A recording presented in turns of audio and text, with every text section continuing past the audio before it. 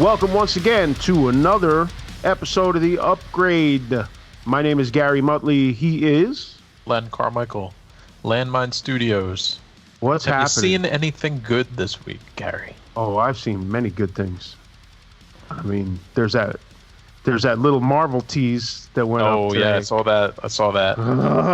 I mean, we've talked about it 1,000 times.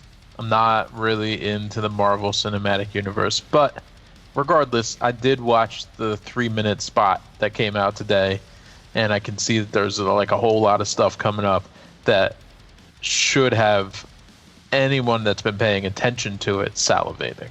Well, I'm into it enough for the both of us, number one.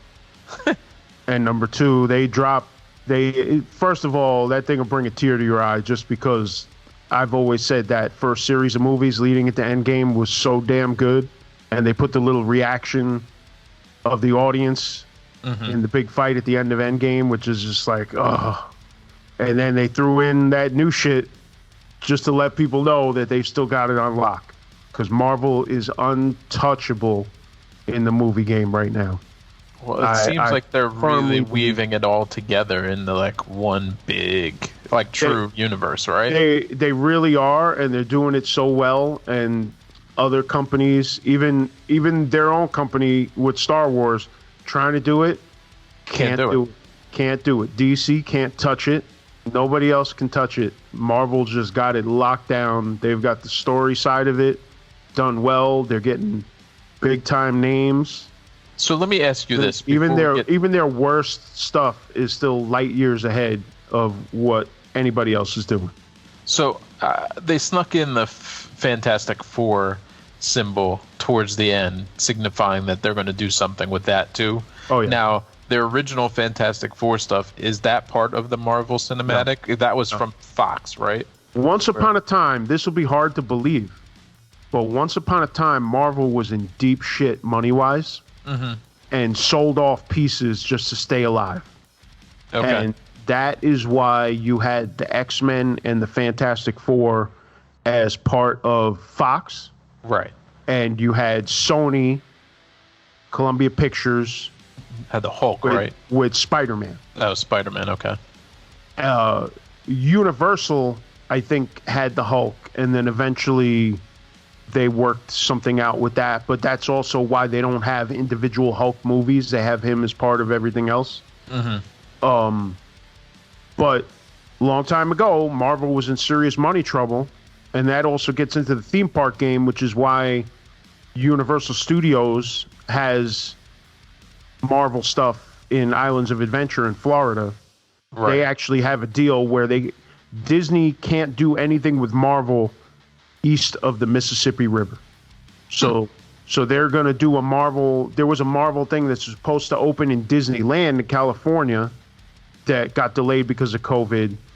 And they're supposed to do stuff in the other international parks, but they can't do anything in Florida because of that deal with Universal. And I don't know. I've tried to look into it, and I don't know if that deal with Universal will ever expire. And Disney eventually may just have to roll a couple of giant tractor trailers full of cash. Right. And be like, please. Come on, let me just do it. And then maybe it'll happen. I don't know. But yeah, that trailer wasn't even... I don't know if you could even call it a trailer. It was just a thing hyping up, now that COVID is kind of... A big grouping. It wasn't like a full-on trailer. Well, it was kind of a thing to get people hyped to go back to the movies because now COVID restrictions are kind of easing up a bit and people can go to movie theaters and they want to get people back into the movie theaters. Yeah, I guess you call it a teaser. It was a teaser. Yeah, because the initial idea of it was kind of to get people hyped with the theater stuff, but then at the end they threw in footage because nobody had seen footage of the Eternals yet. They threw in footage of Black Widow that people haven't seen yet, which was supposed to come out a year ago. And then, they put the name of the new Black Panther movie and the name of the new Captain Marvel movie. So they threw in those little things just to get people hyped up. Right. So now, here it is. Now you can start scratching like a crackhead until that shit drops. I'm glad that I'm not a crackhead for this, because then I would be all in that. You got any more of them Marvel movies? But yeah, so you had that, and then also there's a new season of Dark Side of the Ring, which is something we've talked about before. So just to lead up to that, over the weekend I was sitting on the couch, and I don't get a lot of couch time because I'm just busy, but I didn't even recognize that Dark Side of the Ring was coming back, but they had on the Herb Abrams one from last year. Right. And the Road Warriors one from last year, but it was like the confidential one where they had the guys on talking about it. Like they added some extra interview footage with Conrad Thompson, who does a bunch of wrestling podcasts, and is actually married to one of Ric Flair's daughters. Oh, okay. Interesting. So they have him talking with the two guys that created Dark Side of the Ring, and they add a bunch of extra footage. So they've done a bunch of episodes like that. I still have a few sitting on the DVR, but I've watched a few of them. Yeah, I caught a couple of them, but I this afternoon I saw on YouTube that Vice dropped Pillman Part 1, and I couldn't stop myself from watching. I had to watch it. Yeah, I watched it yesterday. Apparently, they're dropping Pillman Part 2 on Wednesday. Are they? I thought they were just... Air date, I'm looking at the Wikipedia right now. Pillman Part 1 and Part 2 are coming out on May 6th. They're dropping both of them the same day? Oh, man. Yeah, so I was a huge Brian Pillman fan. Like, I was a fan... Brian Pillman. Yeah, I was a fan of his from back when he had the team with Austin. I'll say that I probably knew about the Hollywood Blondes. Mm-hmm. I'm sure I kind of hated them at the time, but I didn't put it together that Stunning Steve was Stone Cold. Like at the time, you know how when people are jumping from federation to federation, and this, you don't realize it doesn't all right. And as a kid, I probably didn't recognize it because Stone Cold was such a departure from Stunning Steve. Oh yeah. But I'm going to tell you, I'm surprised that they got Stone Cold to actually come on this show, and it's a great look for them to get him on there. Well, they've got a bunch of names lined up for other episodes. So listen, that show is doing really well. I mean, you've got Jericho doing the narration for it, and you've got Jim Cornette doing interviews for it going back to season 1. Mm-hmm. And I mean, they've got some real names. And they had Bischoff on. I mean, you know, love him or hate him, like it was interesting to see him pop up on this too. Yeah, Bischoff, Jim Ross.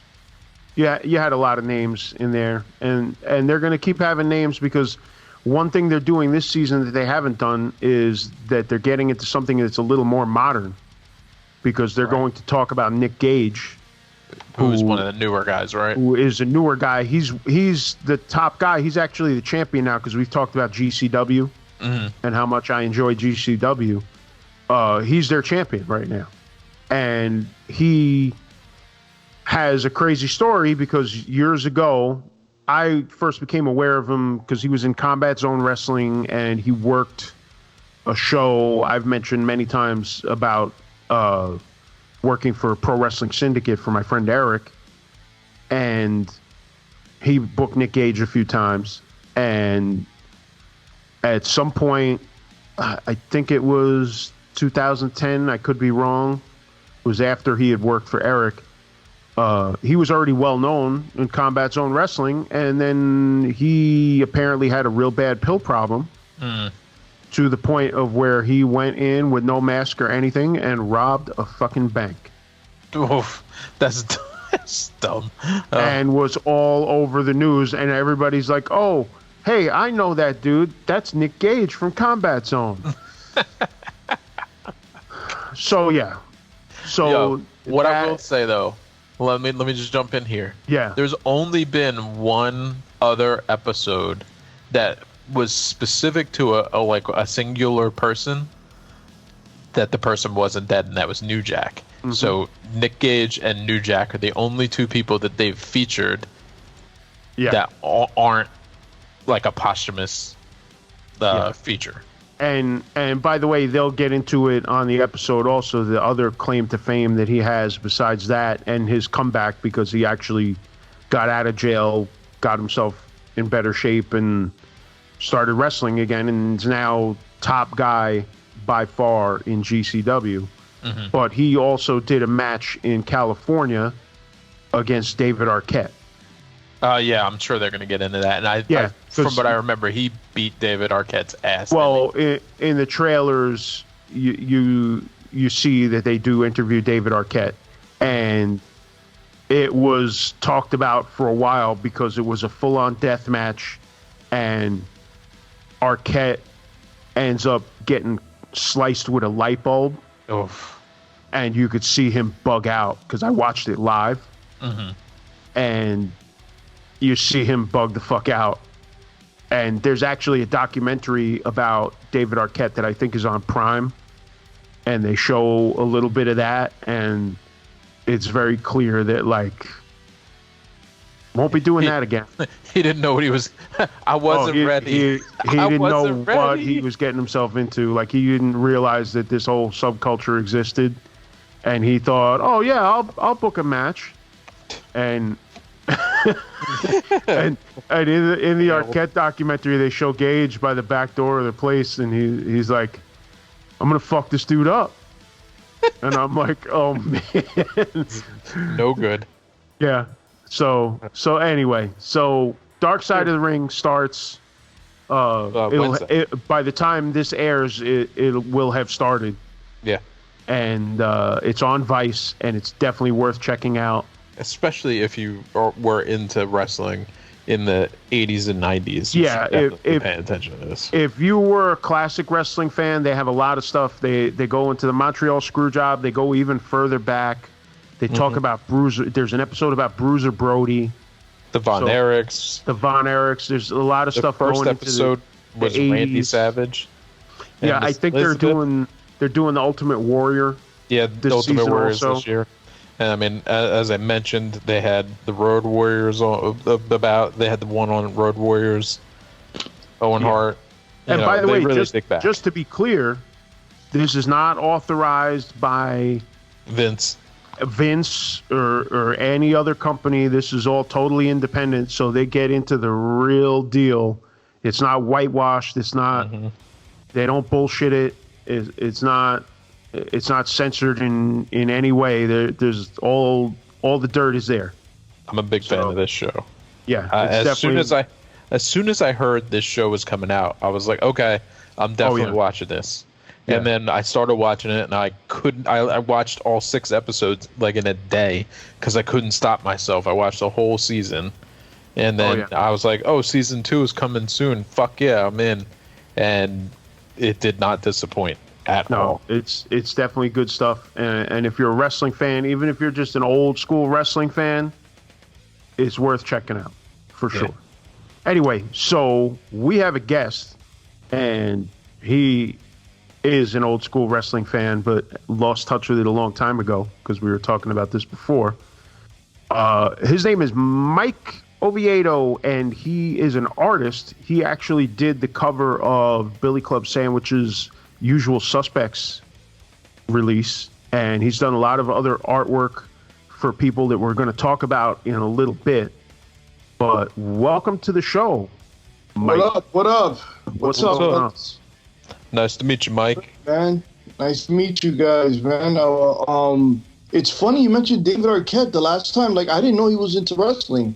And the last time I saw David Arquette, no disrespect, was Spy Kids. You know what I'm saying? I had no idea. He was into wrestling like that. And, he is a former WCW champion. Wow. But you look at his build. You look at his build, and it's it's not as massy as your typical. You know what I'm saying?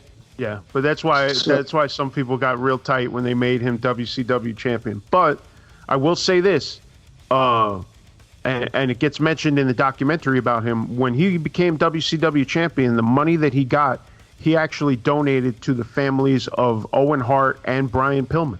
Wow. Because he's a real wrestling fan. Yeah, yeah. So the Hart story is like something that, like, you know, the Hart family is like, I grew up on that, you know, and I, like I said, like I fell off in the early 90s, but as a kid, WWF was, I didn't miss any Friday night, like Saturday night main event, or the ones they showed on Fridays. That was rare, you know. Or and Saturday mornings. Yeah, and then, like, you know, obviously, you know, what do you call it, man? The world, what is it? WCW, World Championship Wrestling? Nah, the WrestleMania. WWF, WWE. Yeah. And, like, being a kid, we would go and watch, like, the old videos of, like, Andre the Giant and Hulk Hogan when they had more hair. And, you know, it out. And, like, we really, like, as kids, we did our research and we loved it so much. I loved it so much. Yeah. But, you know, something happened and I just fell off in the 90s once they introduced, like, The Undertaker and stuff like that. Like, I just fell off. Once they started getting the silly gimmicks, that's kind of where I fell off also. And then I got back into it in 98. I took some years off, and then I got back into it in 98. I didn't know there was so many federations, though. Like, you had a lot of indies that were happening, but back when I got back into it in 98, you had WWF, you had WCW, and you had ECW. ECW, yeah. And I liked WCW, but when I first started getting back into it, I went in late 98, I went to my first ECW show, and it was fucking madness. Wow. It was nothing like you think about, like, going to an arena show like WWF or something. Like, this was in the Elks Lodge in Queens, and the entire crowd was drunk and rowdy as shit. Beautiful. And like, the Dudley boys were talking so much shit, the dudes are like jumping down from the balcony to try and get at them. Boys, wow. I can't even remember what they look like, but I know that name. Yeah, so like, it was like that. It was wild. And that was what got me really hooked into wrestling all over again. I did play the games, though. The best wrestling game of all time, WCW Revenge, right? Yes. Absolutely. Wrestling game Nintendo 64. Yes. You ever play any of those games, Len? No. I was out of video games by like 92. I don't really play them.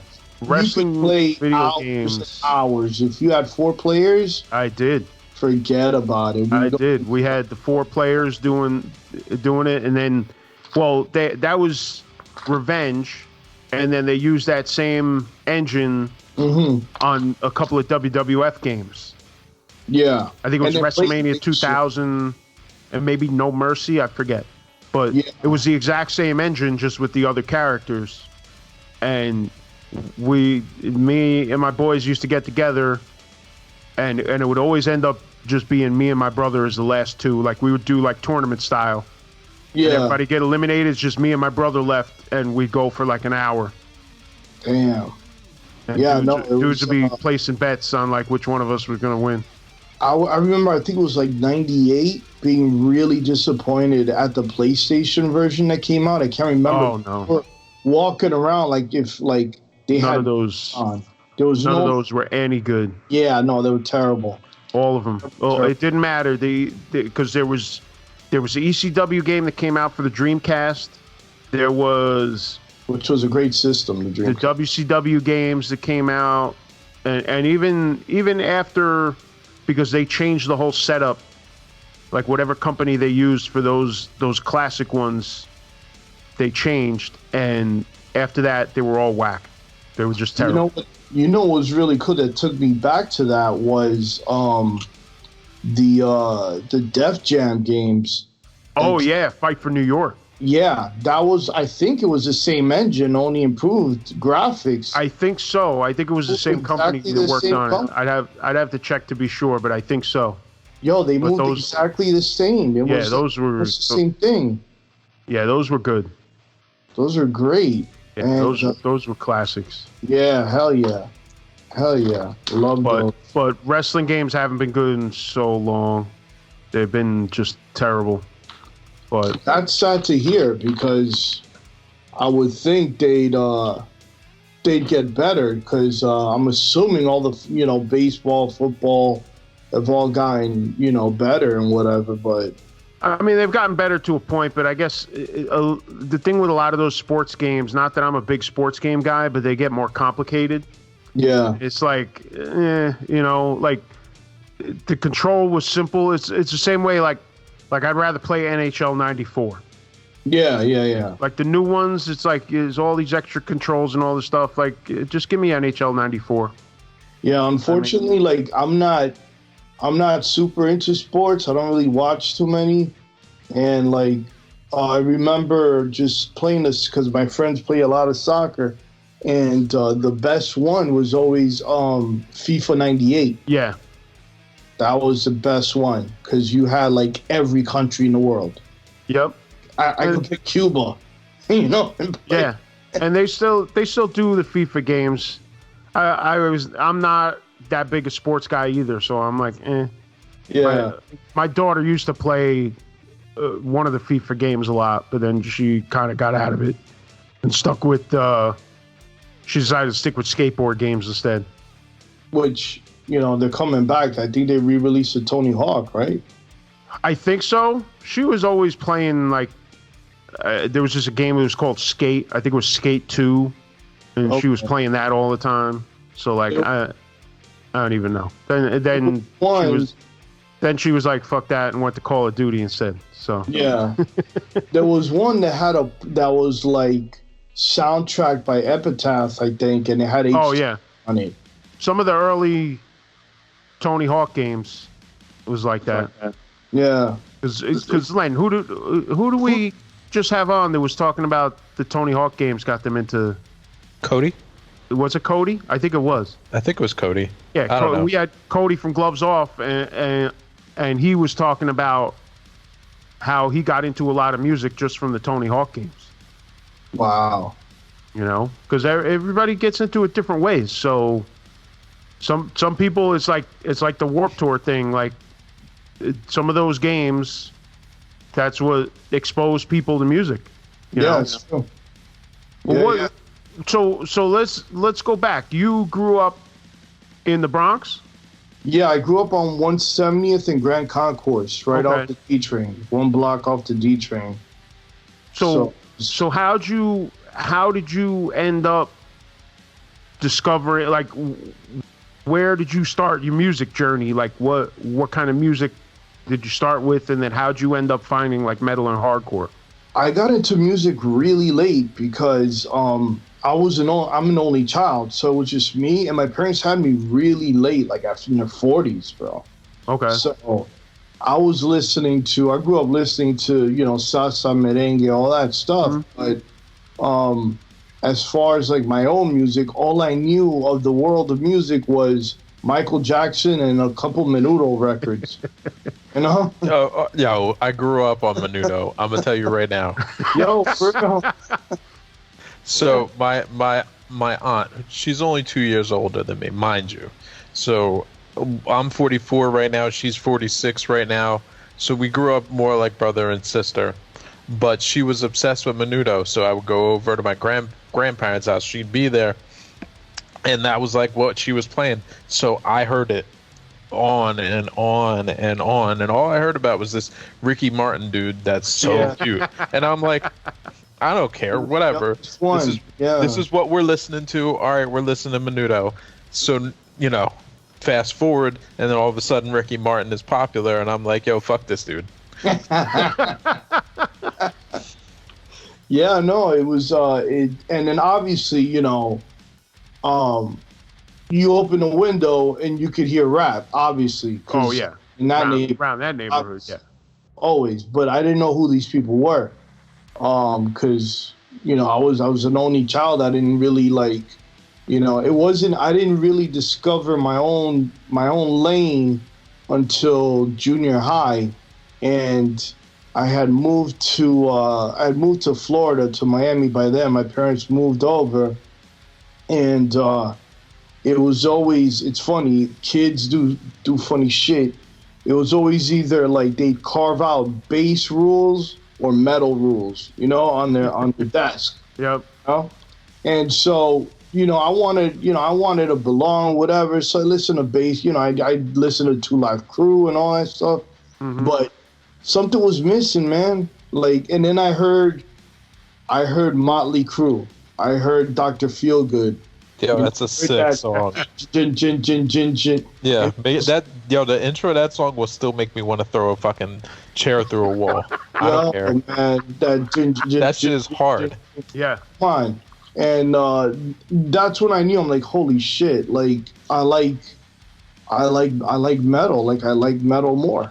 Like it moves me emotionally in every which type of way. It makes me feel more than clap your hands in your booty type shit. Which is Miami is like, known for the whole bass movement at that time. You know, but yeah, and then from there it's just like back in the day, you open up the album cover and everything, and then you see, and then obviously you got MTV that used to play music, and then you discover Headbangers Ball, and it's a wrap. Yep. You're on a journey. Yo, when I found Headbangers Ball, I was unstoppable.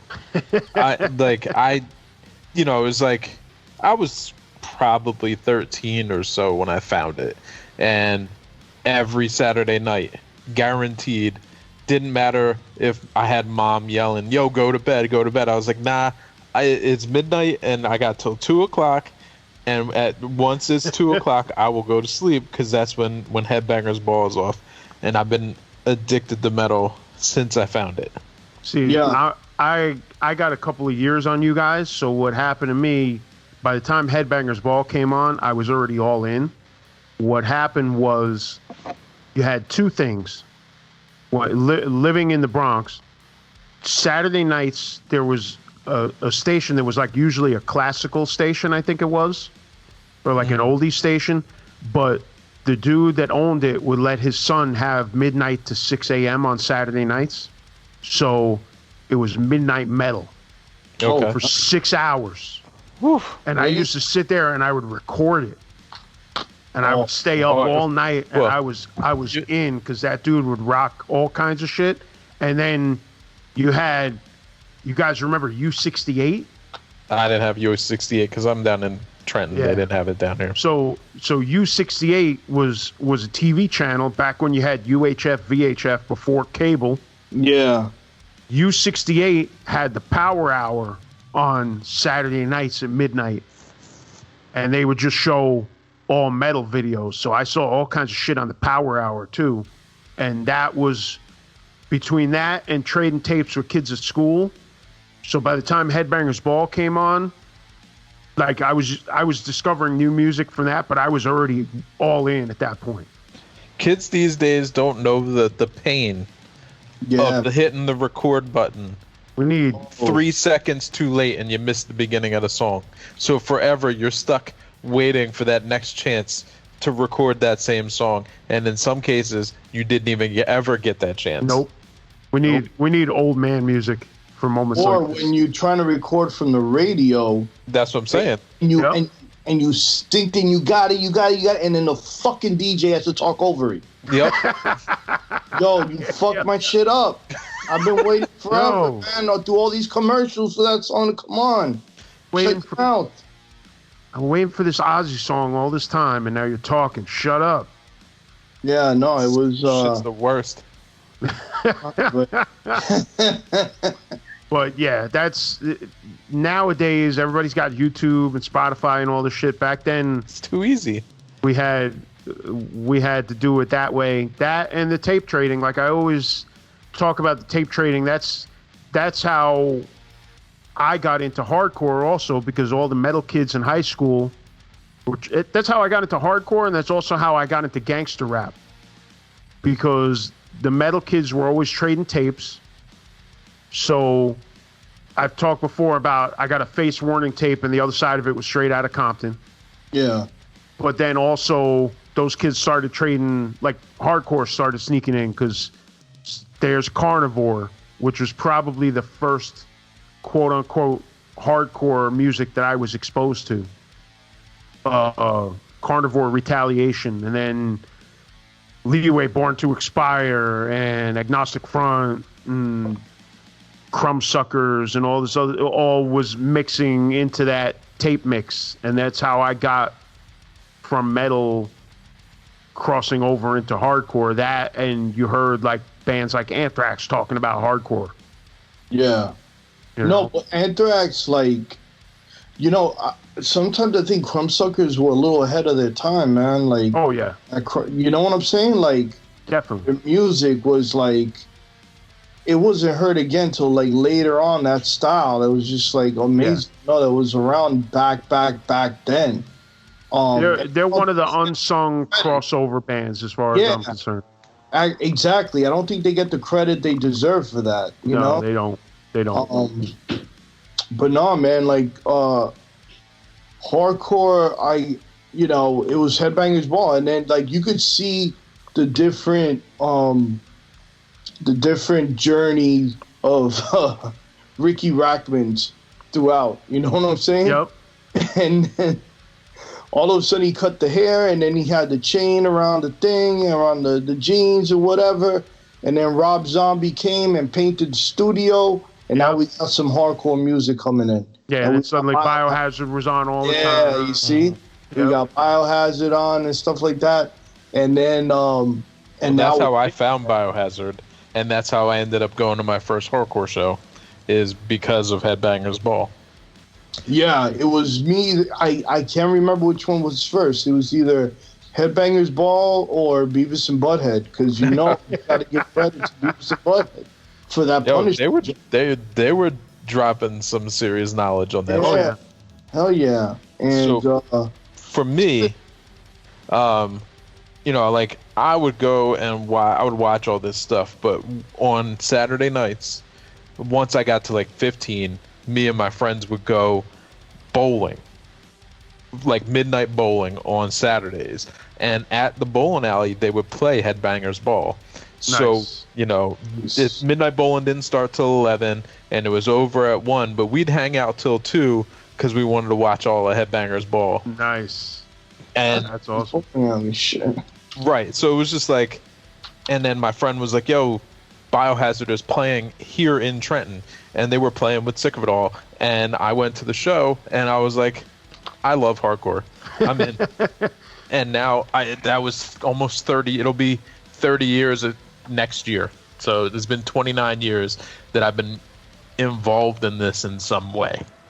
Yeah. And all I can say is that all I have, like, Headbangers Ball was like the conduit to me finding the right band to land me in this spot. As a matter of fact, now that you mention it, I think this month is going to be 30 years for me. I have to check the exact date, but it was definitely, I think it was in May of '91 that I went to L'Amour's and went to that first show, which was Biohazard, Leeway, Cro-Mags, like crazy show. Damn, that's so the show, the place I went to was this place in Trenton called City Gardens, and it was in a spot where my mom was like, "Yo, you have no business being over there," yada yada yada. So we didn't talk about it around my house for a long time that I was going to shows over there. Like, my friends would not speak of it because I didn't want to hear it. You don't want to hear it from my mother. My mother is a punisher in the best sense of the word and the worst sense of the word. So it was just out. Dude, I just had my mind blown because guess what? What? It's today. It's today. All right. May 3rd, 1991. The Cro-Mags, Leeway, Biohazard, Typo Negative, Nonfiction, and White Zombie Damn, Nonfiction was on there too. Damn. Yeah, that was the It's old metal band Nonfiction. Old metal band Nonfiction. Oh, that was not the rap Nonfiction. Yeah, that was It was dudes from Hades. Metal band Hades, if you remember that band. But that was Typo Negative's first show as Typo Negative. They had a different name before that. Well, happy anniversary, Gary! 30 years in the game. Yeah, that's crazy. I just looked up the date and I'm like, wait, what? But yeah, that reminds me. It's pretty wild. That Ill Bill and Necro had a metal, like a metal band. The Biohazard guys were like, let them rehearse in the same area and shit. And they were really cool with them. You never heard their tape? What was the name of the band?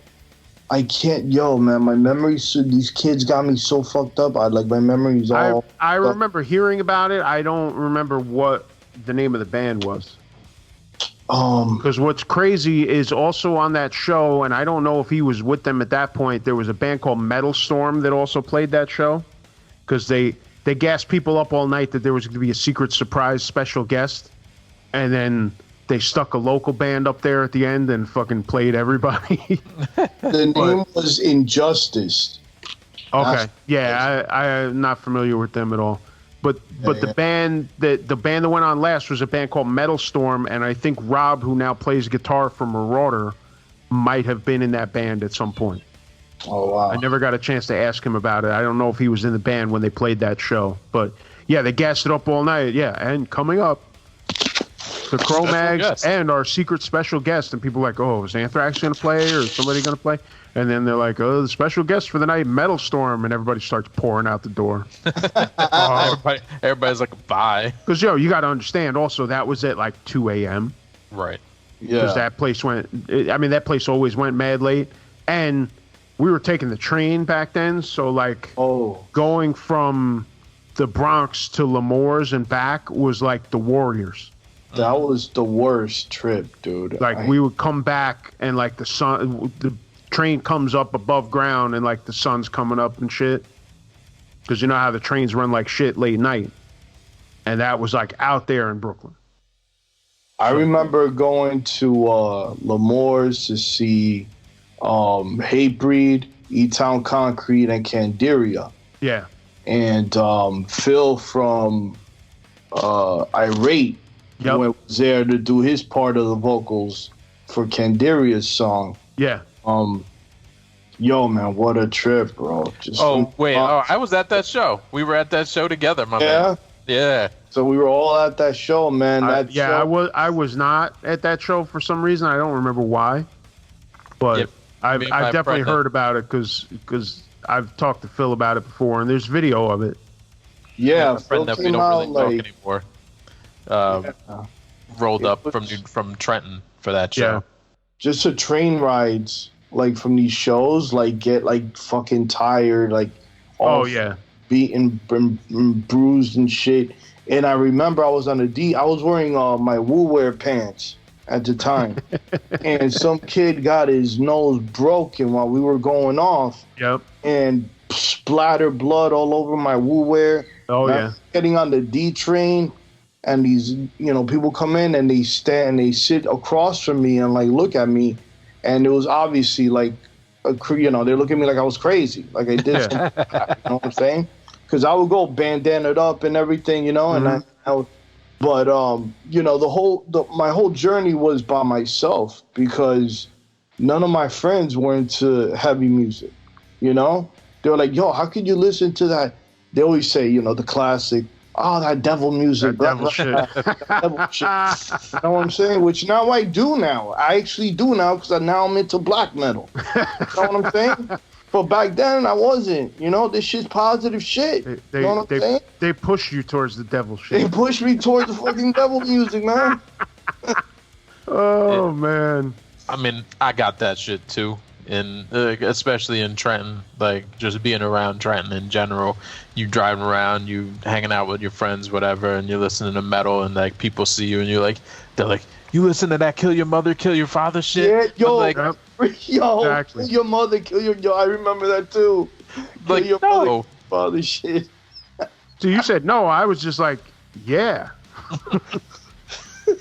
Yeah, I listen to that shit. Yeah, it always just pissed me off because like 99% of the lyrics have nothing to do with that.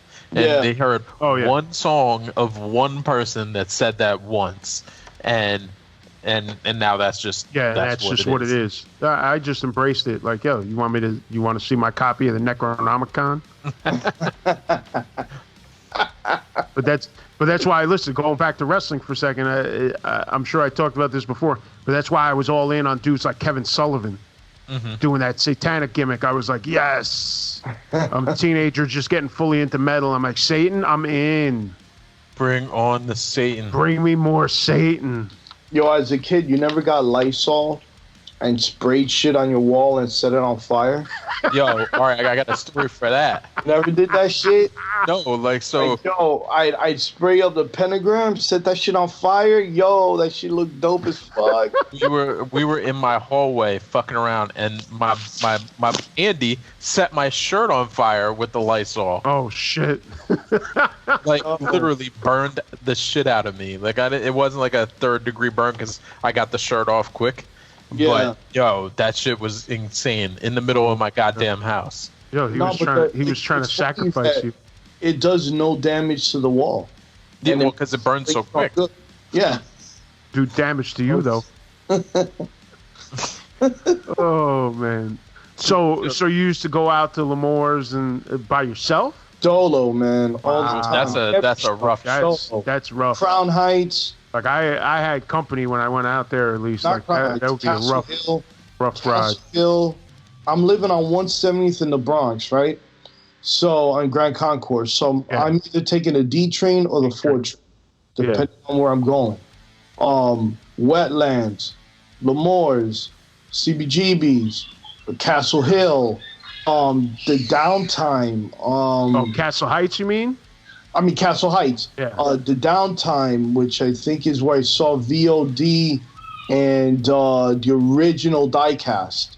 Yeah. Yeah. Downtime was on 30th Street. Yeah. I think it And was then I 30th was Street. gonna go see you guys at Brownies.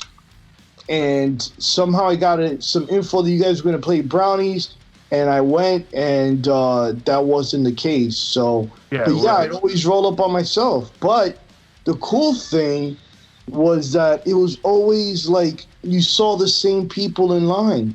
And so Yeah. you create, you meet friends, like you create like a kingship in line. And I remember one thing that stuck out a lot. It was just like, we were in line for the Lemoore show, and I would see the same people, whatever. And the new murder music from Mobb Deep dropped that day.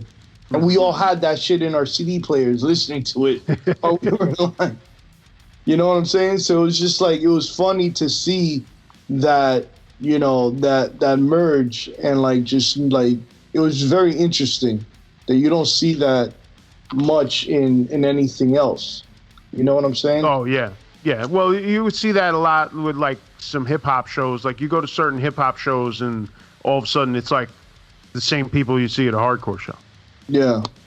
But Like, I see underground stuff. You know what I'm saying? Like, yeah, like, fucking, but like Jedi mind tricks and shit like that, or like, all that underground stuff. I wish, like, those are the guys that are lyricists and MCs. It's all the underground, because mainstream is just, I feel bad. The producers and the mixers are doing all the hard work to make these sound good. You still, in the 90s, you still had some decent mainstream hip hop. Like, oh yeah, and you would go about now. because It's all trash. yeah, now forget it. Now it's a totally different story. But, Yeah, no, I'm getting to old man style now. No, yeah, 90s. Come on. Yeah, no. but I'm just thinking of like I remember seeing like Cypress Hill and House of Pain at Roseland, and it was all hardcore kids. Or like even the Beastie Boys, you see a lot of hardcore kids. Yeah. Well, the Stuff like Beastie Boys that. got hardcore roots. So. Oh yeah, for sure. Yeah, so definitely. Yeah, but you'd see a lot of the same crowd. But that was one thing about hardcore, because honestly, and I don't want to get deep into this subject, but I see, because of some recent events, I see a lot of people shit talking hardcore lately, because of a certain show that happened recently that had a predominantly white crowd, which is a bunch of bullshit. But hardcore was always accepting. Like, I used to go to hardcore shows with like a couple people that I knew that they were like friends of mine from the Bronx. But over time, I made a lot of friends from a lot of different areas, just because, like what you were saying about, you'd see the same people in line, you'd see the same people at the show, and that's how I got to be friends with like the Billy Club dudes, except Martin. Like, I already knew Martin from the hood, but you know, the other, like Glenn, and even a lot of the other dudes that I'm still friends with to this day, you're just in the same place, and like suddenly you're just kind of chilling, and you make friends, and hardcore was always accepting like that. You always, like, I didn't have dudes trying to beef with me immediately, like, who's this fucking stranger? Like, everybody was chill, everybody was having a good time, everybody was just like, yo, come, let's smoke this blunt. You know? I mean, that it's funny, because that's primarily the reason I kind of stopped listening to metal for a while, was because in high school, you run in with the metal crowd, right? But you had to look a certain way. Right. And I had like a fro, bro. I could not headbang and have nice, Viking hair, like going up and down and shit, I couldn't do that. Yeah. No, I'm fucking half Cuban and shit, so I couldn't do that. You gotta wear these tight pants to fit in, there was a certain like aesthetic that you had to, whatever.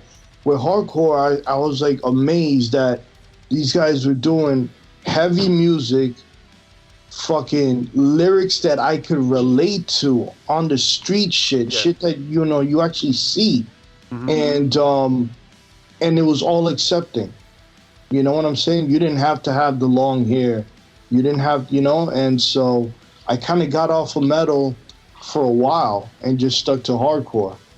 And then now I'm back into metal a lot, and then just going deeper down the rabbit hole of like just pushing metal and just going into more like, going into black metal and shit like that. Not, because a lot of it, there's a lot of atmospheric vibe to it, and it's a whole other avenue of something to explore, something new. Yeah. And that's always cool. Because other than that, I'm digging in the crates like an old man. Listen to, I'm not listening to anything new, really. Well, unless the bands that I'm loyal to, If it's new hardcore, for the most part, if it's new metal, not new metal, but newer metal, or new hip hop, I ain't listening to it. Because for the most part, it's bad. All of it is bad. It's just everybody ripping each other off, or really bad, like over the top Michael Bay production, or like it's just a mess. So I'm steady listening to the shit I've been listening to for years, because that's the shit I like. Yeah. Well, the New Testament was good. I liked it. Okay. New Testament joint. There's a lot of old bands that are still putting out good material. Well, I'm talking about new bands. But I would also say old bands. Oh, okay. New. I would also say I go somewhere in between, because I find that there are a lot of newer bands that just don't grab me the same way, but there are some new bands that I really do enjoy. I would be hard pressed to even name one. I mean, yeah, I'm not going to start naming them, just because then somebody will be like, "Oh, you didn't mention this band or this band." But there's I will say it's not, I wouldn't even say that it's 50-50. Like, I would say there's plenty that's out there that just doesn't grab me at all. Mm-hmm. But there's definitely some stuff that's out there that I really do enjoy. And I try. I'll give bands a chance, especially like when we're playing a show.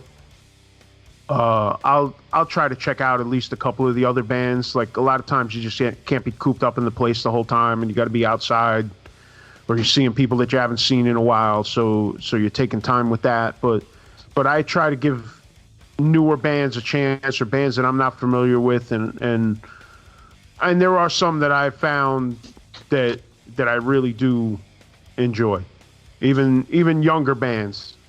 So we had Hazing over in the studio over the weekend for Hate 5-6. Yeah. For our live stream from my spot. And you know what? It's like music from, I guess, my early 20s. That's kind of the style they're doing. So like the kind of chaotic-y I did watch part of it. And I enjoyed the shit out of it. I'm going to tell you right now. Because I felt like they didn't do it in a way where it didn't feel like just a direct ripoff. It's like they took the thing and did their own thing on top of it, which is how I like it. And for me, that's what draws me in, is like you take your influences and then make them your own instead of just regurgitating the same old thing. Now I get it. If you're trying to do a band that sounds like Madball, it's kind of hard not to just sound like Madball. But Madball already exists, so just pick something else. Yeah, I will say that some of these newer bands that I've heard that I really do enjoy, they're kind of breaking new ground, or at least they're making a nice mix of some older styles. Mm-hmm. And without mentioning names, I have talked to at least a few of these bands, and they will openly admit to me that they were influenced by bands like Billy Club, but they don't sound like Billy Club. They sound like they're doing their own thing. Right? Yeah. And you're plugged in. Like, I'm not plugged in. So it's like, for me to find a new band, it's a little bit more of a journey. Like, I gotta put in the effort to look for these new bands. You know what I'm saying? Well, tell me this, because you live in Miami. Yeah. And I only played in Miami once, and that was a long time ago. What's the scene like down in Miami now? Well, let's say pre-COVID. Because obviously shit hasn't been happening for the past year. I wouldn't say there's a scene like there was in the 90s. Okay. In the 90s, there was a real scene. Like, you had Brethren, which was, mostly Cubans. And that was a dope part of it, is that you had a lot of Latinos that were rapping hard shit, man. Well, I will say there were a bunch of them. We played down there once. It was 2005. Yeah. We did 4 shows in Florida, and Miami was the first show. And actually, there's a story to that show that's pretty funny. You know a band called Trust No One? Yeah. The singer of that band actually is an old Bronx head. He used to chill back in the Bond Street days, and we were excited to go down there. They were going to play the show, and then we were chilling in South Beach. We had a hotel there, and we were just chilling, and then somebody told us that the band that was supposed to lend us equipment canceled, and that the whole show was canceled. No. And we were like, oh, that's fucking whack. Let's get drunk. So we chilled out. Like, this hotel had like a little deck in the front, and we chilled out, and there was a gas station that sold beer right across the street. So like, we just kept getting like 12 packs of Presidente, and we're just drinking, and then Coach, the singer of Trust No One, shows up. That's his name. Yeah. And he shows up with a bottle of Patron, and is like, yo, now the party's starting. And we're like, oh shit. So we started hitting that bottle hard, because we're like, yo, fuck it, there ain't no show. Like, we're just chilling in South Beach. And then at some point he's like, all right, let's get ready, we got to go to the show. And we're like, what show? Damn, y'all shit-faced. We're like, what show? We were told the show was canceled. He's like, nah, yo, my band's lending you all equipment. Like, let's go. And we're like, Oh shit! Because we were fucking because we murdered that bottle of Patron, and we were just like, we were definitely not in show mode anymore. And then all of a sudden he's like, "Yo, no, we got you with the equipment. We're good. Let's go." And we're like, "Oh, whoops. Okay." Were you doing Cheers, Churchill's, or we played Churchill's? Churchill's, all right, yeah. It's a little hate, yeah. So we ended up playing the show. The show was dope, but we were just like, oh. I definitely have that Trust No One record.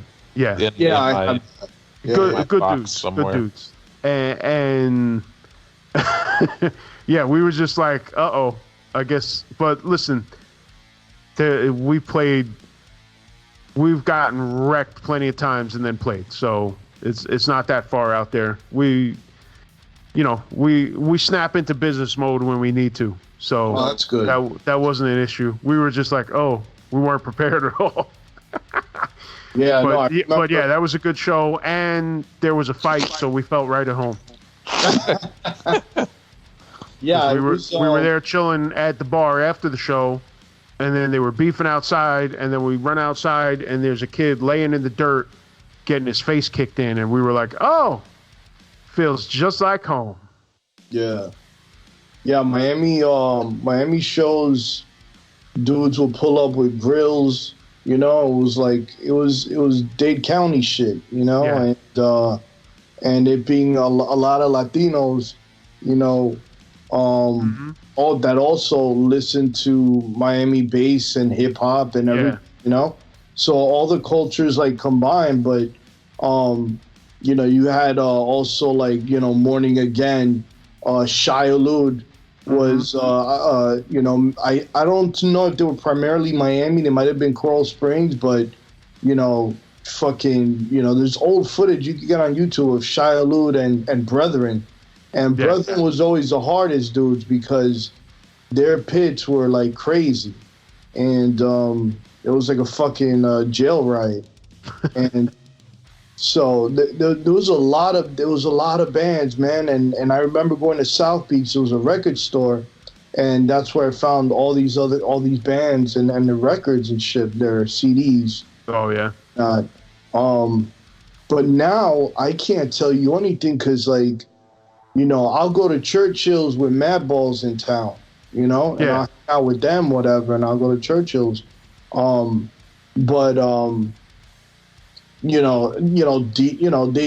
Churchill still has, obviously not now, but back then, like before COVID, would still have, Deicide will come by, and not that it's hardcore, will come by and play Churchill's. Yeah. And stuff like that.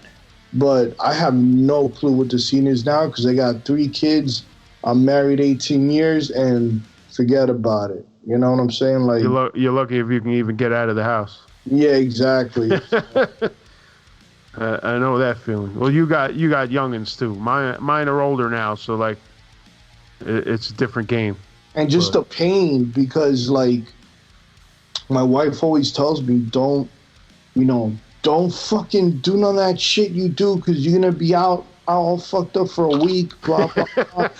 And you're like, don't tell me what to do, devil woman. I tell her, no, I promise. I'm just going to chill. It's all good. I'm just going to chill. So then, like, I get wrecked. And then something about that gin. You know what I'm saying? Yep. Something about... It's time to go.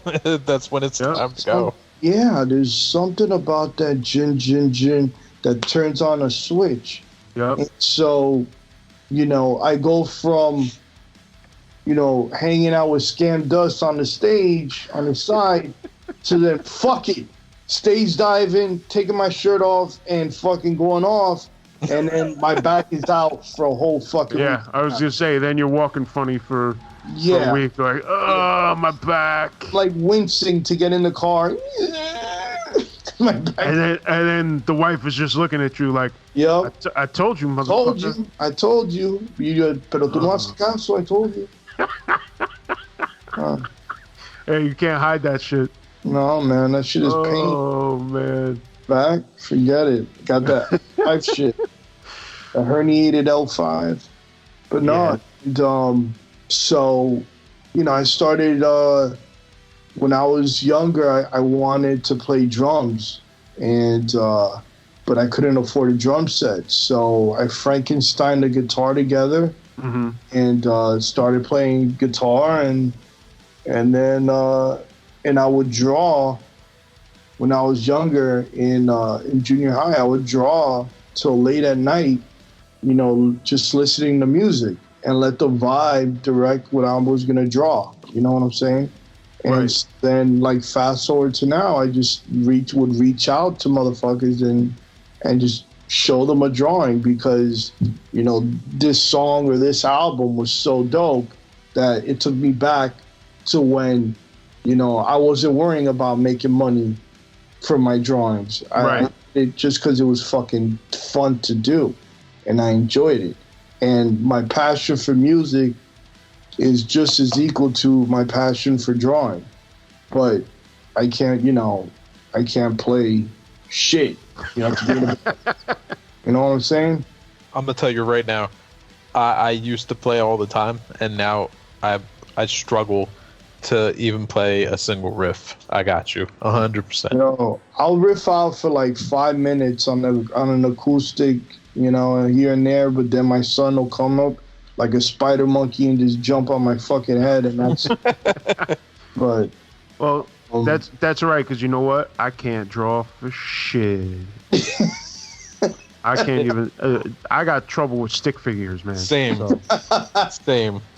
So we're opposite sides of the same coin, my friend. But so when it comes to the art thing, you mentioned that you just started drawing. Like, did you ever have any actual formal training, or did you just kind of do your thing? No, man. I've been drawing since I was 4. Because, like I said, being only child, you bored as fuck. You know what I'm saying? And it was before the internet. You can't whip nobody's ass on wrestling video games. Yeah, but you grew up at a time, though, where you were forced to use your imagination. Right. So, you'd actually play with with action figures and shit, whatever. And then you see cartoons, and I didn't have cable, so cartoons were only on like early in the morning, right? And then the talk shows will come on. Hold on. Let me explain something to people listening to this. And Len, I don't even know if you're fully aware of this. The Bronx was the last place on earth to get fucking cable TV. Really? This is a fact. The Bronx was the last place on the planet, besides like maybe some remote islands, to get cable TV. We didn't have cable TV for the longest time. Yeah. My dad had a little box that would be connected, and it was just to get HBO. Yeah, I had that too. We had just HBO.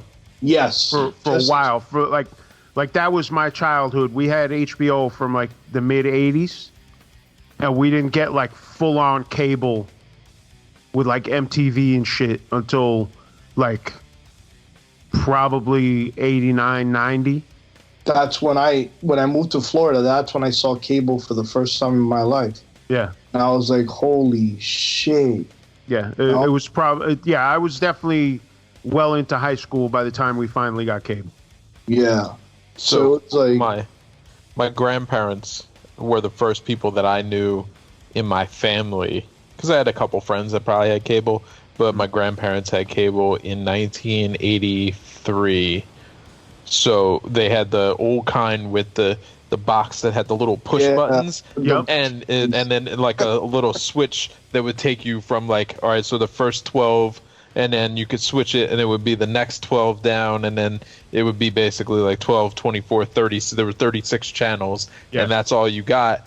But you know what? My ass was in there watching Nickelodeon at 8 years old. Yo, you taking me back to childhood, and like I would be like my parents would go to my parents would go and take me with them, whatever, like to a friend's house, whatever, and it'd be in Jersey.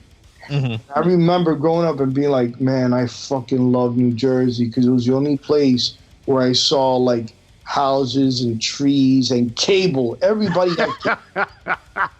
Nickelodeon, like, you know, you can't do that on television. Yep. Danger Mouse, all that shit. I couldn't see that shit at home.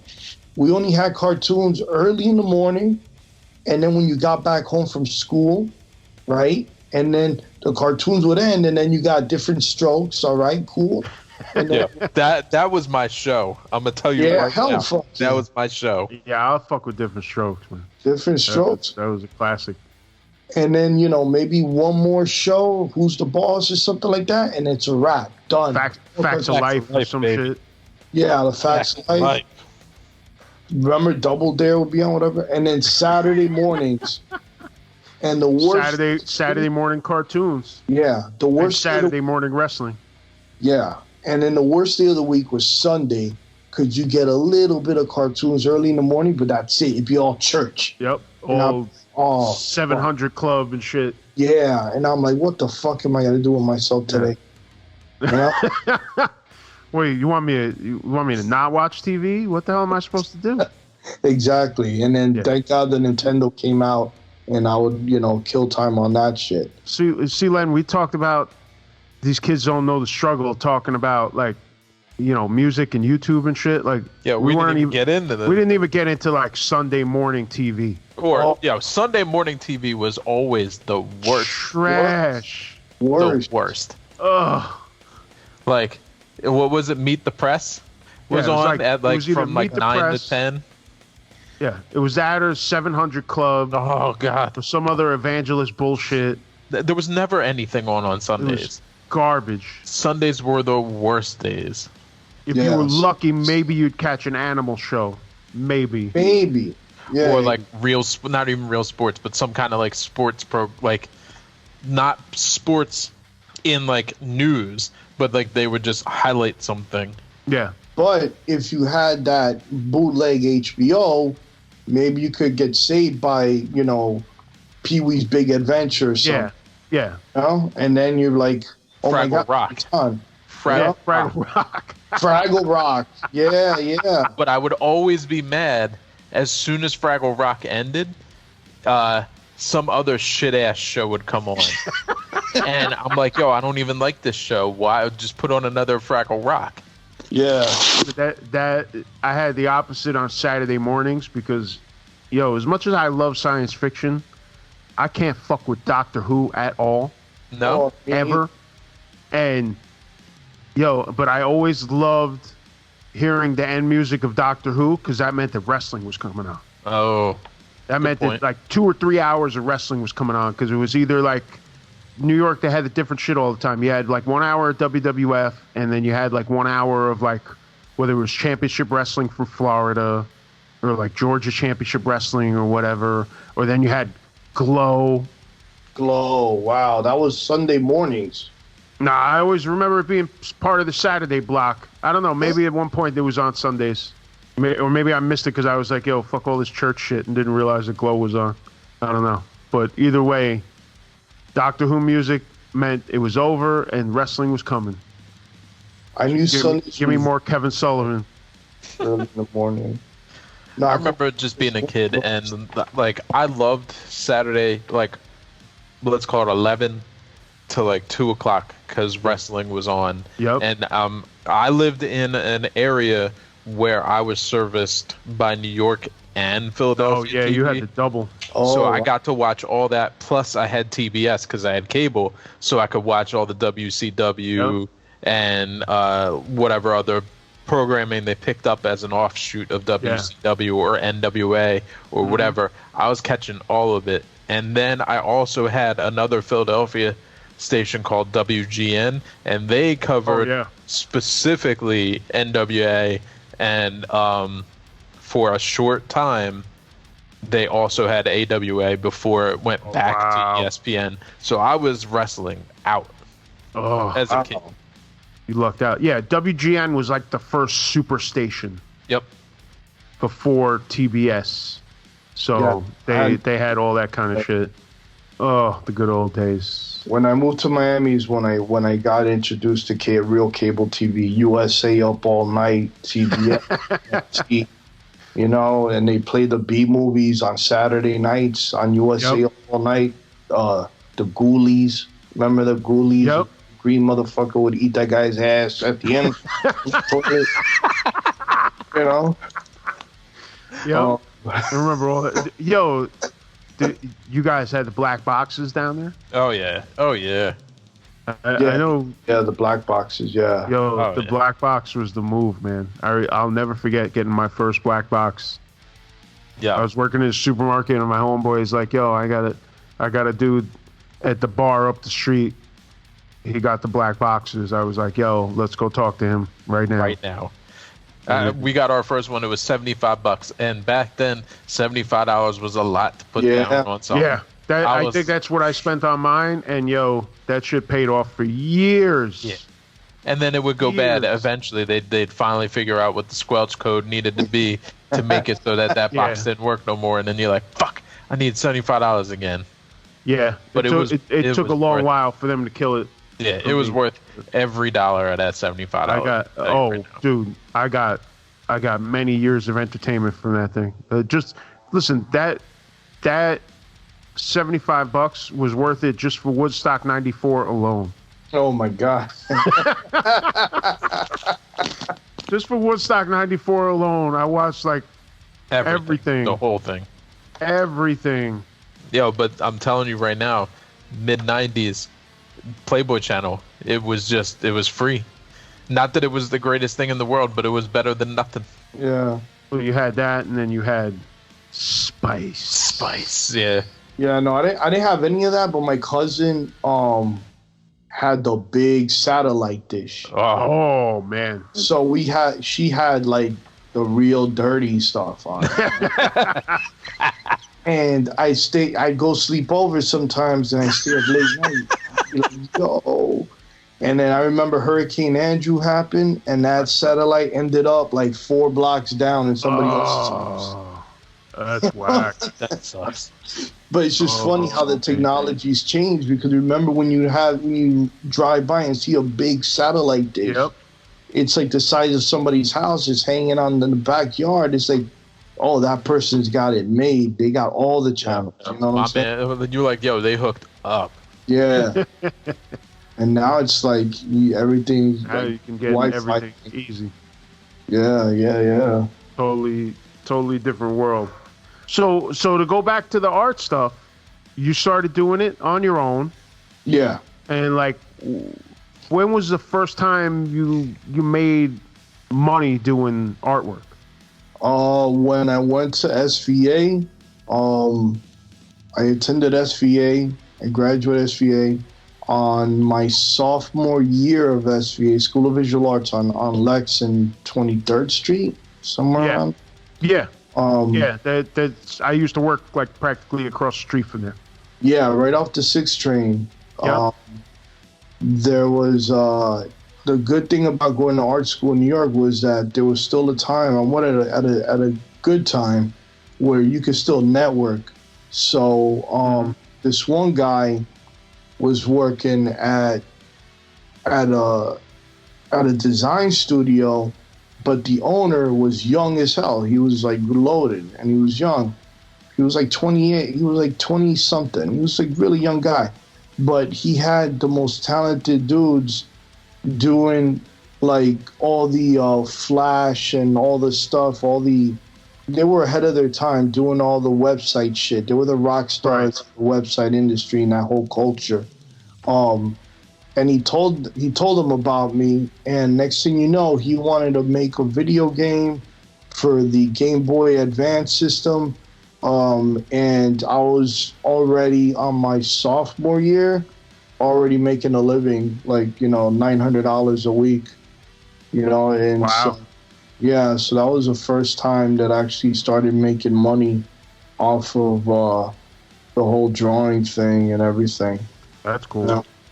So, and what'd you end up doing from there?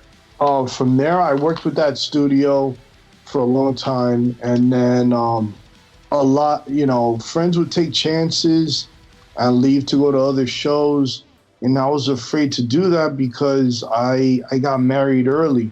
I got married yo, I picked a hell of a time to get married. I got married during my thesis film. You know what I'm saying? So I was afraid to take the risk. And so I didn't go out to work on a bunch of other shows because this web studio was always needing me. And it was like, I've been there forever. It was like a steady job, whatever. And then I went into Venture Brothers, the first Venture Brothers, as a storyboard revisionist. How'd you end up getting that? I just basically I went and I interviewed with the head of the because when you attend SVA, the industry people, they come by. You know what I'm saying? Yeah, that makes sense. Yeah, and so I went ahead with my portfolio, and I showed them the stuff I did for this other web studio, whatever, and I applied for character design. But I got they put me on storyboard revisionist. So basically, what the storyboard artists do, talented as fuck storyboard artist, Steven DeStefano, he worked with on Spunko and all the Ren and Stimpies and shit like that. And he's a character designer on that Cartoon Net Adult Swim joint with the dinosaurs. Oh yeah. Yeah. He was the name of it. He was a storyboard artist there, along with another guy named Tom, hell of a storyboard artist. But basically, they had a storyboard a whole episode, and sometimes they didn't have the time to do the characters the way they're supposed to look. So as a revisionist, I get their stuff and I put it on model. So I had to know how to draw in that style to put it on model. So then they ship all that stuff out to Korea. And then it gets animated over there, Korea or wherever the fuck it goes to, Taiwan, I don't know where. Okay. Yeah, and so that was my first studio gig, was working for Venture Brothers. Wow. And so that was a hell of a learning experience. I got to work with a lot of dudes that all ended up in Cali, and I moved to Miami. Career plummeted. What brought you back? Like, you just wanted to go back to? No. It was I met my wife, and she was a Miami girl, and she wasn't. Oh, okay. We got married. We came back to New York. We got our own place in Astoria, Queens, and which I fucking love Astoria, Queens, and right on 30th Avenue. And okay, yeah, I know that area. I used to live not far from there. Yeah, man, it's. I went back in 2011, a while ago, and it was completely different from 2003. Yeah, you know? that area changed a lot. I lived there in the mid to late 90s. Oh, okay. That area completely changed from when I was there. Now and everything. So yeah. But we got an apartment for like $1,000 a month. Now you can imagine what it'd be now. Oh yeah, you can't get it anywhere near there. Yeah, for that price now. But we had no social life because we right after we got married, we 5 months into our marriage we got pregnant. You know what I'm saying, with our first kid. Right. And so then after we had our kid, there was no real social life or whatever. So the studio said, yo, you can work from wherever you want. Just turn the shit in on time. Oh, wow. I was looking at the rent in Miami, and I was like, all right, 3-bedroom, 2-bath, $1,200. And by this time, I was already paying $1,100 for a small 1-bedroom. Yeah. I'm like, all right, let me just go ahead and do that. You know, because it'd be crazy not to. Yeah. So I had my own little studio office. I had a bedroom, a master bedroom, and a bedroom for my daughter. You know, but then that studio went through some problems, laid me up, and then I had to do the travel back and forth. Long story short, man, to work on a show, you got to be there for commit 6 months, 4 to 6 at least. Yeah. You know, and I did that, and I didn't want to be away from my kid that long, and so after I was done, with a show. They say, "Yo, hop on Venture season 3. We need somebody." And I was like, "Nah, it's time for me to go home." And so I ended up working all types of shit, and and then finally, like, some video game studio opened up in 2012, and I worked there for 2 years, and got to know the video game aspect of things, and working with engineers and and stuff like that. And no, it's been a roller coaster ride here, man. Because the one thing, if anybody's listening to this that's into animation, it's all about location, man. You gotta be in the right place that has an industry. Miami don't got an industry, so you gotta be in places like even New York don't got much of an industry left. So you gotta be in places like L.A. now, Georgia, Atlanta, Georgia's got Atlanta's got everything popping now. Yeah, you know why? Because they got incentives. So basically, they got like 30. Because the movie industry in Atlanta is huge. Yeah, because I've got friends that moved down there just because they were getting so much work. Yeah, I actually want to move over there because like I'll be getting more work, and then plus there's more to come in because like for every $1 million that they spend, they get 30% back. Yeah, so that's what has all the shit popping off over there. And I think Texas, in Austin, the video game industry is popping off over there too. Yeah. No. Atlanta is definitely the movie industry because you got now Marvel does a lot of their stuff in Atlanta. Yeah. The majority of their stuff in Atlanta. I know The Walking Dead also does most of their stuff in Atlanta.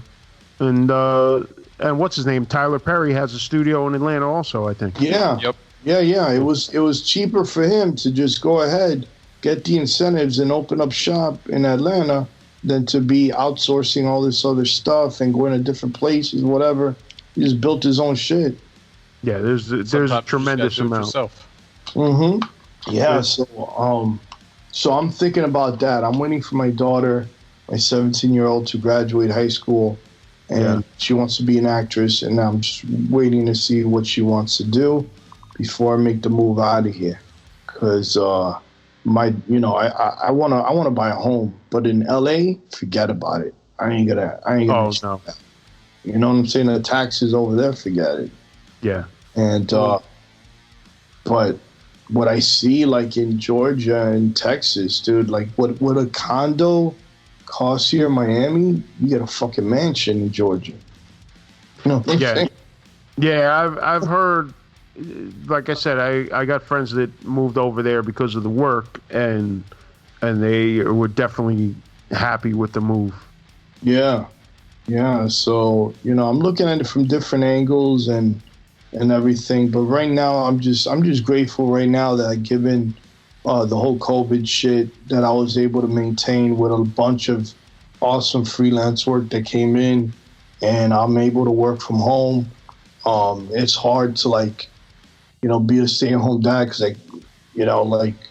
I lost my animation job that I was in because of COVID. I was at a studio in Miami, and so I couldn't afford to keep my kid in daycare. So I watch him during the day. I fill in spots whenever I can of work while he's napping and whatever, but I do most of my work at night. But it's all been real fun, good, challenging work that got me better for the next gig to come in. That's perfect. That's perfect. We've talked on here many times about people that we know that are struggling because we know. I mean, with us being music guys, we know a lot of people in the music industry that used to be out on tour a lot, used to work for bands, whether they were artists themselves or whether they were working for other bands, and even I know people who do lighting for Broadway shows and stuff, and they've all been decimated by this whole thing. So if you're lucky enough to be in a spot where, I mean, what you got is great because you're able to take care of your kids, and also you're able to make your own hours, set your own pace. As long as you hit those deadlines, that's all you got to worry about. I mean, you can't you can't do much better than that, especially with the way times are right now. Yeah, exactly. So that's you know, there's been a lot of ups and downs living here because like when you start putting like it goes with music too. I'm assuming when you start getting your passion and you start trying to make a living out of it, it becomes a whole different ballgame. Oh yeah, because For sure. if you're not doing it, then you start feeling like let's say for example, like you were in a band, whatever, and you were on the road all the time. Let's say you were like Colossal, like Hatebreed, and you're on the road all the time, whatever, and then all of a sudden you're working at UPS. It's a whole different thing. oh yeah. You know what I'm saying? Like not only will financially you'll dip hard body, but like it's just a whole different thing. And It'll with your head. yeah, it'll fuck with your head. Yeah, definitely. I mean, especially when you got a family at home too. Yeah, and then just like your manly ego is just like, damn man, like I gotta take care of my family. You know what I'm saying? Exactly. So you put yourself down and shit like that and all that stuff. So I've been through all that shit, all that that stuff. I've been through all those battles, whatever. But I'm learning through other people and going to therapy and shit like that. Fuck it, you know what I'm saying? Like people don't want to admit, but I think getting your mind right is important because it's like, oh, it definitely is. Yeah, it's like working out for the brain. You know what I'm saying? People in the gym flexing and all that, but if your mind ain't right, the fuck cares what everything else is. You know what I'm saying? I've always said, we've talked about it many times on here, there's a lot of people going through that struggle. And thanks for admitting that, because there are a lot of people that don't want to admit it, but there's no shame in it. There's nothing wrong with it, because I think more than anything now with what has happened with COVID, I think I find more people are open about it because it is a real struggle. And we talked about it the second episode of this podcast when we had Pat from Fit for an Autopsy on. We talked about it because he was just like, I'm not used to being home. He's always out on tour. And he had other hustles, so he was okay. But we all know plenty of other people, no matter what kind of work they're doing. There's plenty of people in the restaurant industry, plenty of people in other industries that hit that wall because of COVID, just like we're talking about, and had to find other ways, and that shit will do a number on you mentally. I think the mental health aspect of it is a very important thing, and I see more people talking about it now, and I'm happy to see that because it's a very important part, and people need to know that there's a lot of people going through that same shit. You're not alone, and it's very important to know that, and that there's help out there, whether it's just other people like you or whether it's a therapist or whatever. It's important to know that those avenues are out there. Yeah, that's why, like, I make stupid videos, whatever. I make my videos on Instagram and I just put it on there because, like, this Instagram shit, because at one point was just like fucking poison, because all you see is bullshit. People lying. That's how I feel about Twitter. I can't fuck with Twitter. Oh no, Twitter I just use as like joking around. I like, my inner stand-up comic is for Twitter. I just do bits on Twitter, but the Instagram shit, man, like, I will admit, like, at one point it got to me because it's just like, yo, how can this kid who's 25 years old have all this luxury? You know what I'm saying? And it makes you feel down about yourself, and you judge yourself based on other people. And so, I got on there, like, now I'm realizing, like, yo, fuck it, man. Don't use anybody else as a measuring stick, man, because they're not living your life. They didn't grow up under your circumstances, and they don't have the, everybody's a universe within themselves. You know what I'm saying? So you got to deal with what you got to deal with, And so just I wanted to put videos out there just to be on a positive shit and just remind people like, yo, you know what I'm saying? Like don't be afraid. Like don't let people like make you feel like, oh, you a pussy or whatever, you know, because you're expressing stuff. You know what I'm saying? Yep. Because it's a different era. Right now, it's all like all this technology shit. This shit is psychological. It ain't like back in the day where it was just like hard work, labor, and that's it. You go home. No, this is all a psychological shit where you're getting fed media 24/7, whether you know it or not. Well, you know what I'm saying? I have that conversation with another one of our previous guests, a friend of mine, Tony. We are not built to see this much stuff in general. Like, regardless of what it is, whether it's cars, women, money, music, whatever, at no point in history have we been able to see this much information. It's overload. Yeah, and it's just a lot. It's a lot. It's overload, and it's like, so imagine like, you know, back then, like our grandparents or whatever would read the paper. That's it. And then they go to work. Yeah. That's it. Now, imagine the paper being shoved in your face, but from all angles of all different topics of everything. Yeah, all day. Think about it this way. All day long. Husbands would get up in the morning and go to work all day. Or wives would get up and go to work and work all day. No texting, no email, no bullshit all day. And then you come home, and I guarantee you were happy to see the person that you were walking into because you hadn't had to hear all the bullshit all day about every nitpicking little nonsensical piece of shit part of their day. And you could actually just have like a normal conversation. Now you see each other, and it's like, I've been talking to you literally all day. What more do you have to say? I can't imagine. Yeah. Like, because you've texted me every single thought. Like, oh, this strawberry tasted delicious. Like, I don't give a fuck about the goddamn strawberry. Trust me, I don't care.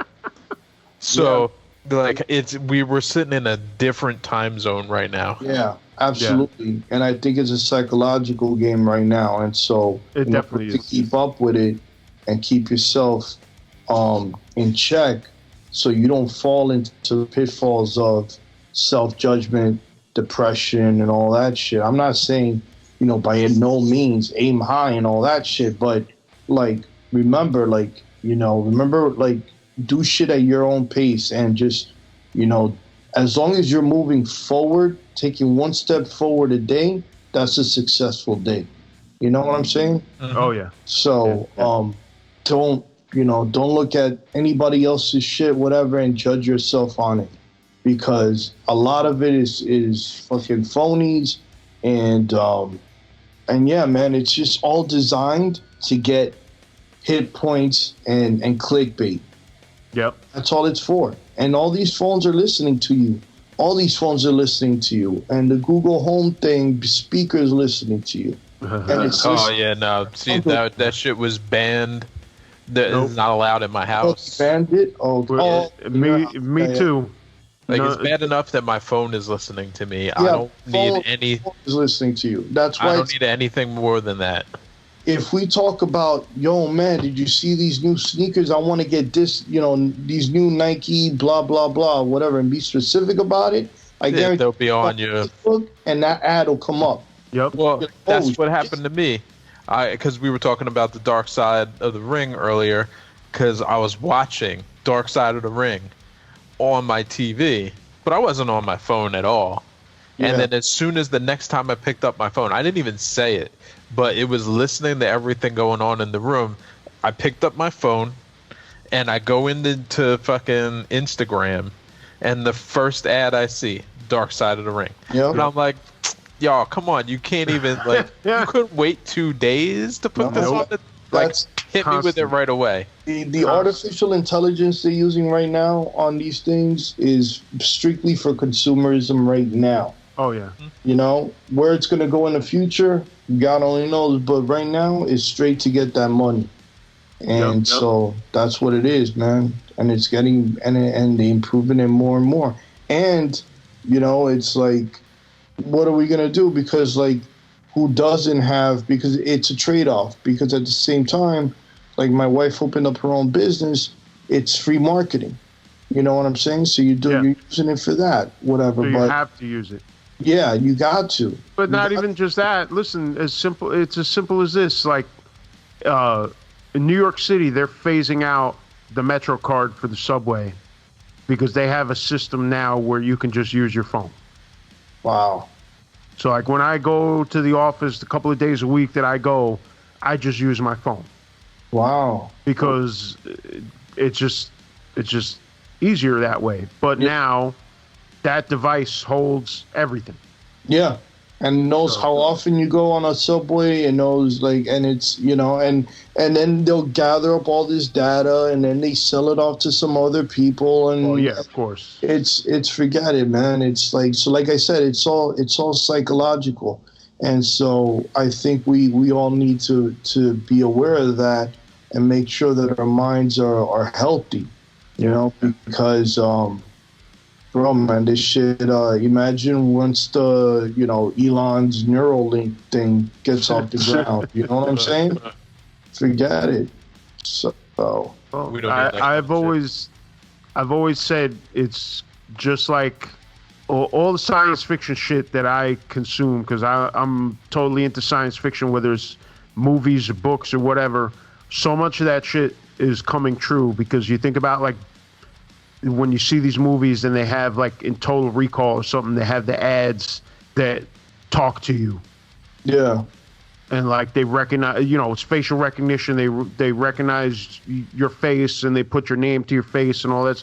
Like, that shit used to be science fiction. Not anymore. It's not. Not anymore. Now that shit is all real.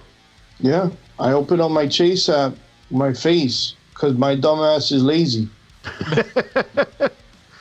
So, you know, my wife was like, "I'm not fucking with that. They're not gonna get my face." I'm like, I don't they do probably it already either. got my face on camera somewhere. But that's the thing. It's already done. Like, it's already you may not want to do it, but if you use the ATM, they already got you. Yeah, exactly. If you use any of these other things, they already got you. See, it doesn't even matter. My argument for it is, I'm not going to make it easy for them. Right. I already know they have it, but I don't need to confirm it. I don't need to give them a third or a fourth or a fifth option for it willfully by by attaching it to my phone. I need them to do some sort of fucking work for this. Like, some of this shit is just like, all right, well, here, just take it. I don't care. Well, I still care, and I'm not going to just give it to you. You want it? Fine. Come get it. But it goes back to, like, what Lane and I have talked about a million times when we talk about current events and cops and things like that. There's cameras everywhere. Mm-hmm. So they already know, if they really want to know, because the flip side of it is, like, you know, are you really that important anyway? No, but I'm not that. Who knows? But I'm not. Listen, if they want to know, they already know where you are, what you're doing, whether it's your Easy Pass or whether it's your phone or your computer or your work ID, whatever it is. They already know. So it doesn't my attitude about it is whatever, because they've already got it. That's the way I look at it. Like, if you want privacy, that shit is long gone. It's dead. Big time. Yeah, it's dead. Between, like I said, your ATM card or your Easy Pass, or even if you're still using a Metro card to ride the subway, same shit. They could look at your history on your Metro card. So what's the difference? Check out all the people, though, that, like, are going to lose their jobs because, like, for example, truck drivers, that shit's going to be automated. You know what I'm saying? And, like, they got those Amazon stores now that are going to pop up that you're not going to need so many, you know, you're going to need a manager and whatever. But you're not going to need a big staff like cashiers and all that shit. Right. You can just walk in there, grab this, you're done. You walk out. It's over. Yeah. Well, that's where a lot of stuff is like headed.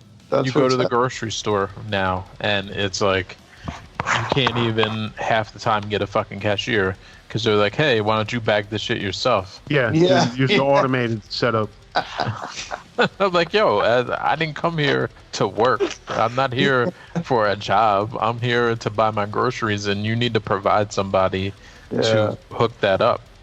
Well, we were talking about that recently with the fast food stuff and the little touchscreen. Yeah, I hate it. Jamie. I refuse. Yeah, but a lot of places you have no choice. You go to CVS and like there's one person behind the register. Yep. And a bunch of people that don't want to use the self-checkout, or meanwhile, all the self-checkout machines are empty. So, like, do you want to sit there for 20 minutes? Or...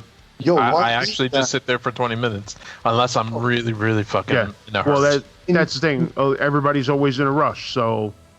In New York, too, because here's CVS in Miami, for some reason, yo, there's only one motherfucker working there. You know? It's all the CVS's, all of them. A lot of them are like that. Yo. The only place there's multiple people is in the pharmacy. Yeah. In the pharmacy, they got to have multiple people because so many people are quote unquote sick and need medication. Right. So now you got the pharmacy is stocked up with people, but then you got the whole rest of the store running with one stock person and one person on the register. Yeah. And they're all like that. It doesn't matter. Receipts. And you could like mummify a motherfucker with all them fucking long receipts. I'm saying, like, I didn't understand that shit. Yeah, it doesn't. CVS, Walgreens, Rite Aid, whatever. They're all the same shit. They've all got like almost no staff. Yeah, man. It's all the same. I hope my son wants to. You got to support your kids or whatever their passion is, but secretly, I hope my son wants to get into coding or some shit like that, because then he'll be able to keep up with this and always have like an option, because these motherfuckers make really good money.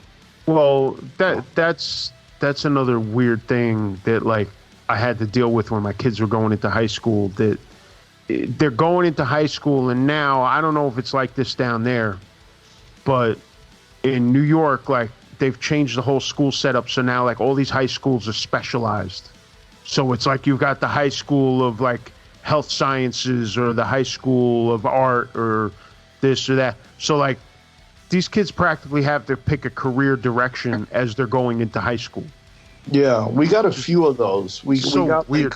We got a few, but they're mostly all the same public school. But we got a few. My daughter goes to a theater magnet one because she wants to be an actress.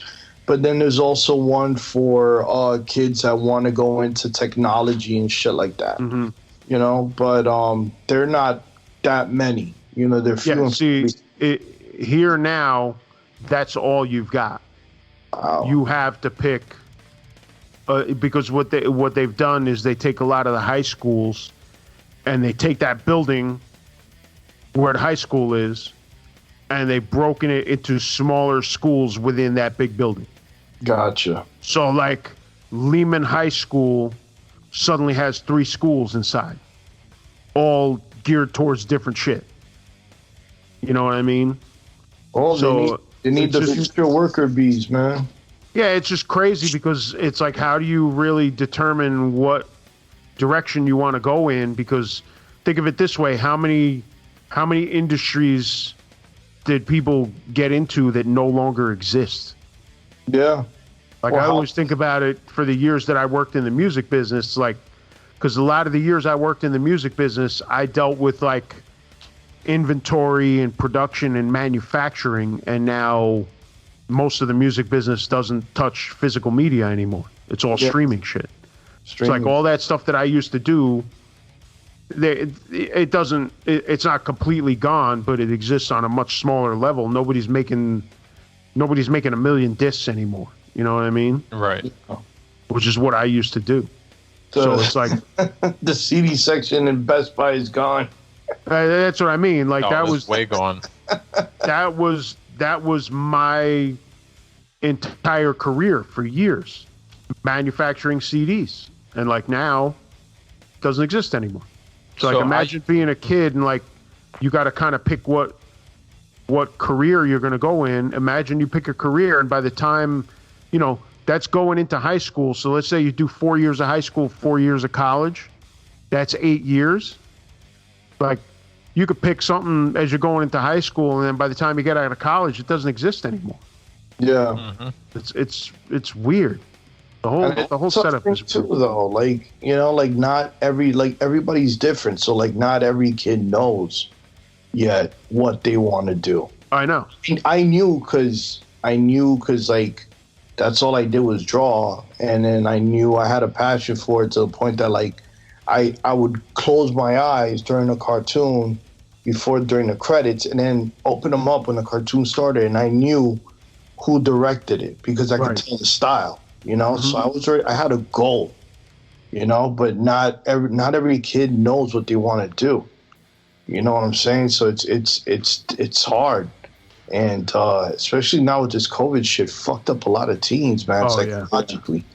You know, they're staying at home, and they just lost all like morale in wanting to, like, you know, because before you had to get up and all that, and clean up and go to school and you socialize and all this and all that, and now you find them like just in first period in their bed, just on the laptop on first period. I'm like, yo, get up and fucking, you know, whatever. But then again, I understand the point of view too. Yeah, it's a weird place for kids right now. You know what I feel bad for? The teachers next year, when these kids go back to school, they're going to be like feral children. They're going to be extra rowdy because they're going to have had so little interaction. Yep. In the past 18 months before they get back. It's going to be a whole fucking nightmare. Now, you know, my son has been in school the whole time. They've only had 4 weeks all year where they had at-home school because my township decided that the kindergartners, first, second, and third graders absolutely needed to be in school no matter what. So they decided to just go ahead and bring them all in, and I couldn't be more happy that he got to actually experience what kindergarten generally is like. Yeah. The class sizes are smaller, but he knows what going to school is, and next year when they go back to school, it's not going to be as weird. Yeah. Yeah, no, that makes a big difference. That's great. My 5-year-old got to go, and you know, she needed it because during the break, it was like she was missing. Like, no matter how much I tried to keep her up with the, you know, the exercises and the ABCs and all this and all that, you need that school structure for these kids. You need it. And so once they opened up again, it was like she's back on her shit. She knows her shit. You know, it's like, and I'm happy about that. Right. So I'm just waiting for my son to enroll, and, you know, hopefully this summer I think he'll enroll, and she'll be moving on to kindergarten. She'll be going to a whole different school. But my teen has been struggling because this whole thing, and I think it's been crazy on teens. And man, it's just, I don't know, man. I don't even know about this stuff, man. I could go down a conspiracy rabbit hole, but I don't even want to go there. I mean, I think, again, like we talked about before, the mental health thing is a big part of it. And teens in general, because I have 3 teenagers, teens in general, they don't want to share shit. They don't want to talk about shit. Nope. You know, they just want to hide in their room and not be bothered and keep to themselves and not be embarrassed by their parents. Yep. But, you know, and that makes it tough in its own way. Yeah. But I think it's going to be a while, and it's going to take a lot of adjustment for everybody, not just the adults, the teens, the adults, everyone, for us to all adjust to. I don't want to say things getting back to normal, but whatever whatever the next step is. You know what I mean? Mm-hmm. Just have to wait and see. Well, they offered up at my job that starting, I think, in September, they're going to start letting people come back to the office. And they want us to decide in the next, I think, week or two whether we're going to come back. And if we come back, they want us to come back only guarantee that you'll be in the office 2 days a week, Tuesdays and Wednesdays. That way people can schedule meetings around you being there if they want to physically see you. And then if you want to work from home on Monday, Thursday, and Friday, fine. You can do it. Or you can come into the office. You'll be guaranteed to have office space. But you got to let them know now. Yeah. Because I guess they've still got to...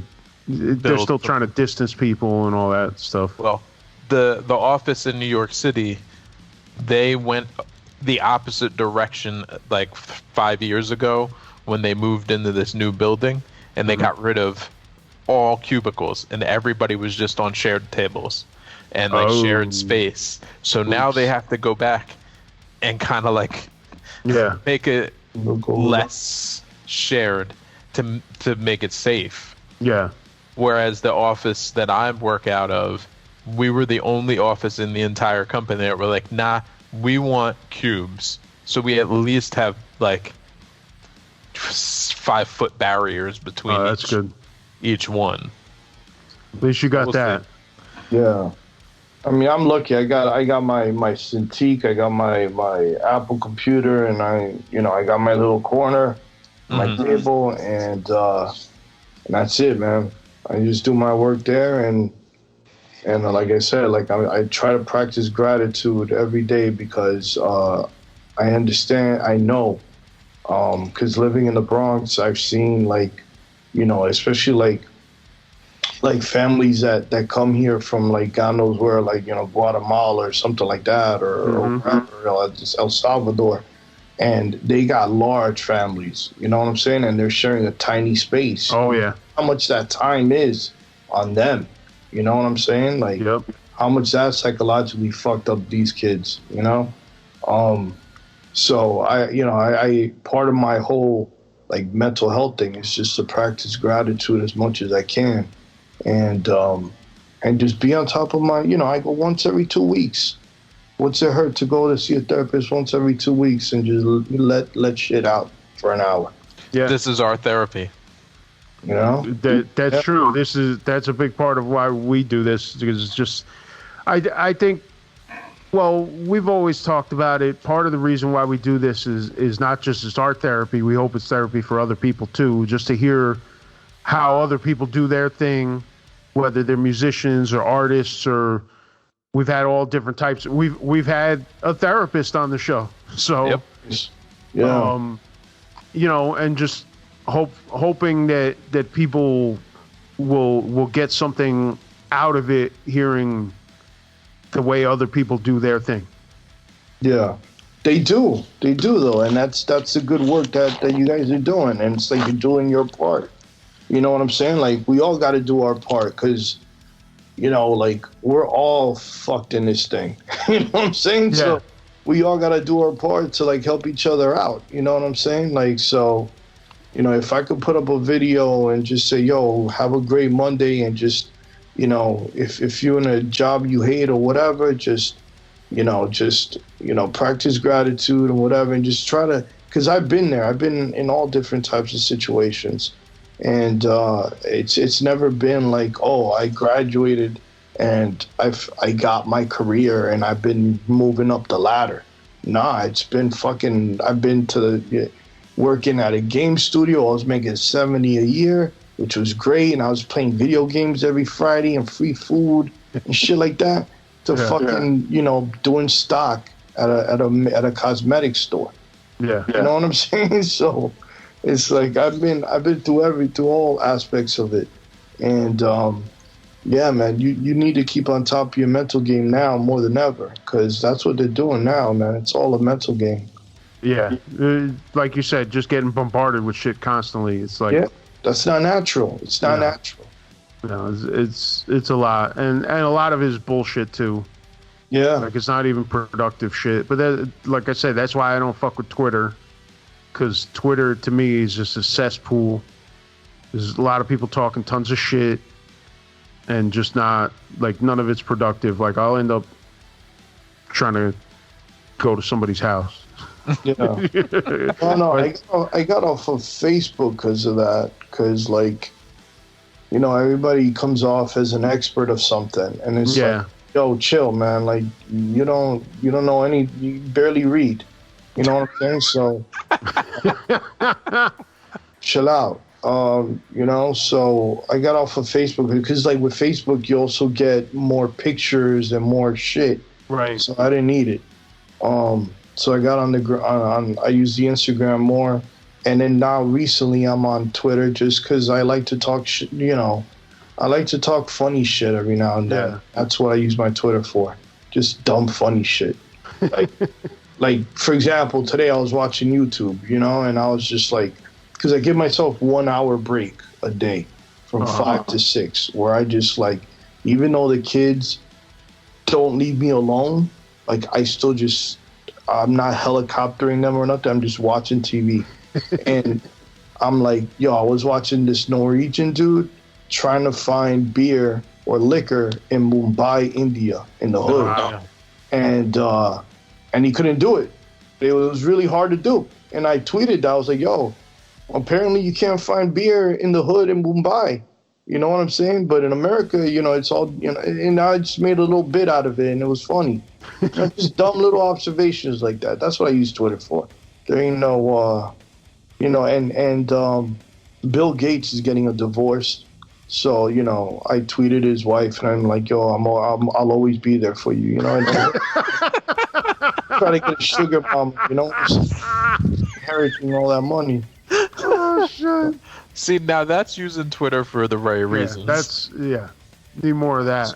Less of this bullshit ass shit talking. Yeah, it's just funny shit. That's it, you know. But my biggest problem with Twitter, because at least on Facebook they got a name. Like my biggest problem with Twitter is just these people pop off at the mouth, and I just like I said before, I've seen a lot of it recently because of recent shit that's gone on. But, like, I'm one of those dudes, like, when I talk to somebody, like, I interact the same way online as I do in real life. I'm not one of these people that hides behind a keyboard. Yeah. And, like, Twitter is just filled with all these keyboard warriors, and it's just like, ugh. It's like, I can't take it, because people just popping off at the mouth about, like I said, this recent shit, and, like, just popping off, and I'm like, real life, you would not be doing that. No. Real life, you would not be talking to these people that way. You wouldn't be talking to me that way. And in Instagram, like, grown men, like I hate it when a motherfucker, like, that I know is, like, throwing some passive-aggressive little jump at me. Yep. Yo, motherfucker, you got my number. Call me, motherfucker. You know what I'm saying? Call me. They never will. They never do. That shit is the most pathetic shit ever. Like that's what females do to each other. It's like, yo, call me, man. If you got a problem, call me. We'll handle it. Like I don't give a fuck. But and then like seeing like dudes that this is the worst part. This is the worst part. Like let's say you all got like Instagrams, right? You show what you're into. You show your personality. You show your hobbies. You show what you do. You know, and then I visit some dude's shit, and it's like his whole thing is based around the career of some other motherfucker. Yeah, fuck that. That is the most dick riding shit I could ever see. For a grown man to be doing that shit got me nuts. I don't understand it. It's like, yo, at least there's not one picture without you and this person or some other rapper that you met through this person. Yeah. You know what I'm saying? It's like you're writing off somebody else's coattails. Mm-hmm. You ain't do that shit. It's like, what do you bring to the table? You're just a leech. You know what I'm saying? So it's like, I can't stand that shit either. Like, there's a lot of people like that. There's a lot of people, I don't know, that I'm going to end up going off on some whole old man shit again. But like, I think a lot of people nowadays just they exist a different way, and I just can't wrap my head around it because, like I said, the way they just pop off at the mouth, like I would never talk to somebody that way. Yeah, especially a stranger. Like I would never talk to a stranger the way these people come out of their face on fucking online. Well, I can't wait to launch my YouTube and see the comments. I'll fucking get a taste of that shit. So. Yeah, I just don't understand it at all. But that's how things are nowadays for a lot of people. Like they have no fear. But that's why, like, I don't play games online either. Like my kids play Fortnite and all this shit, and like you hear like, and like my brother's kid also. It's like you hear the shit these kids say to each other, like when they're playing like Fortnite or Call of Duty or something. And it's like, no, talk to me like that. Yeah, no, I'm gonna be showing up at your house. You know, like I can't. But that's why I don't play games online like that, because I used to play like Grand Theft Auto online, and I'm just like, I don't need some 12-year-old calling me the N-word over and over and over. Like, I just don't need it in my life, so I do without it. So you end up like Jay and Silent Bob. Exactly. You said, and I'll pull out the printouts. But Jay and Silent Bob were just stepping, like I'll have like a stickball bat in my hand. It'll be like, you said, you called me F.A. Yeah. There you go. Yeah. So let's switch this up for a second, because I'm curious about something, Mike. What, I know you mentioned that music kind of inspired you as an artist in a way, but were there other artists that kind of inspired you along the way? Were you a comic book guy, or were you what were you into that kind of helped shape you as an artist? Honestly, man, it was I gotta say, man, like I think Seth, the Family Guy dude, Seth MacFarlane, is that what his name is? Yeah. He said it himself. He's like, I was raised on TV. And that was it for me, TV, and just seeing the different back then. I don't know. I'm gonna get shit for this, but back then, you had to I had to work hard to learn how to draw, because I didn't copy shit. I would watch something and then try to draw it out of my mind. Okay. Till I got it. You know what I'm saying? And that's how I learned styles. Okay. And so, the people I looked up to were the whole Warner Brothers era. You know, the Chuck Jones, the Frizz Freelings, the Bob. Okay. It's all animation. Yeah, it was all animation. Yeah, it was all animation. You know, it wasn't until Spawn came out that I saw a new style of comic book stuff that I kind of sneaked into my psyche a little bit. Right. But it was mostly animation. And then Bruce Timm, while he was working on Tiny Toons, started fucking around with his own idea to create Batman, the animated series.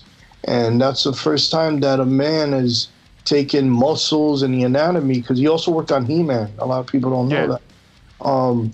And simplified it, you know? Mm-hmm. And so that was a huge influence on everybody. On everybody's design game, because it's basically taking a challenge of showing as much as you can with less. You know what I'm saying? Showing a big dude with less lines, right? But it still looks like a big dude, and it looks right. You know, He was the first one to do it, as far as I know. Yeah, and I will say I think a lot of people don't. He doesn't get as much credit as he should, but I think that Batman animated series really changed the game in a lot of ways. Yeah, for a lot of people. Yeah, hell yeah. No, they in the animation business, he gets his dues. Does he?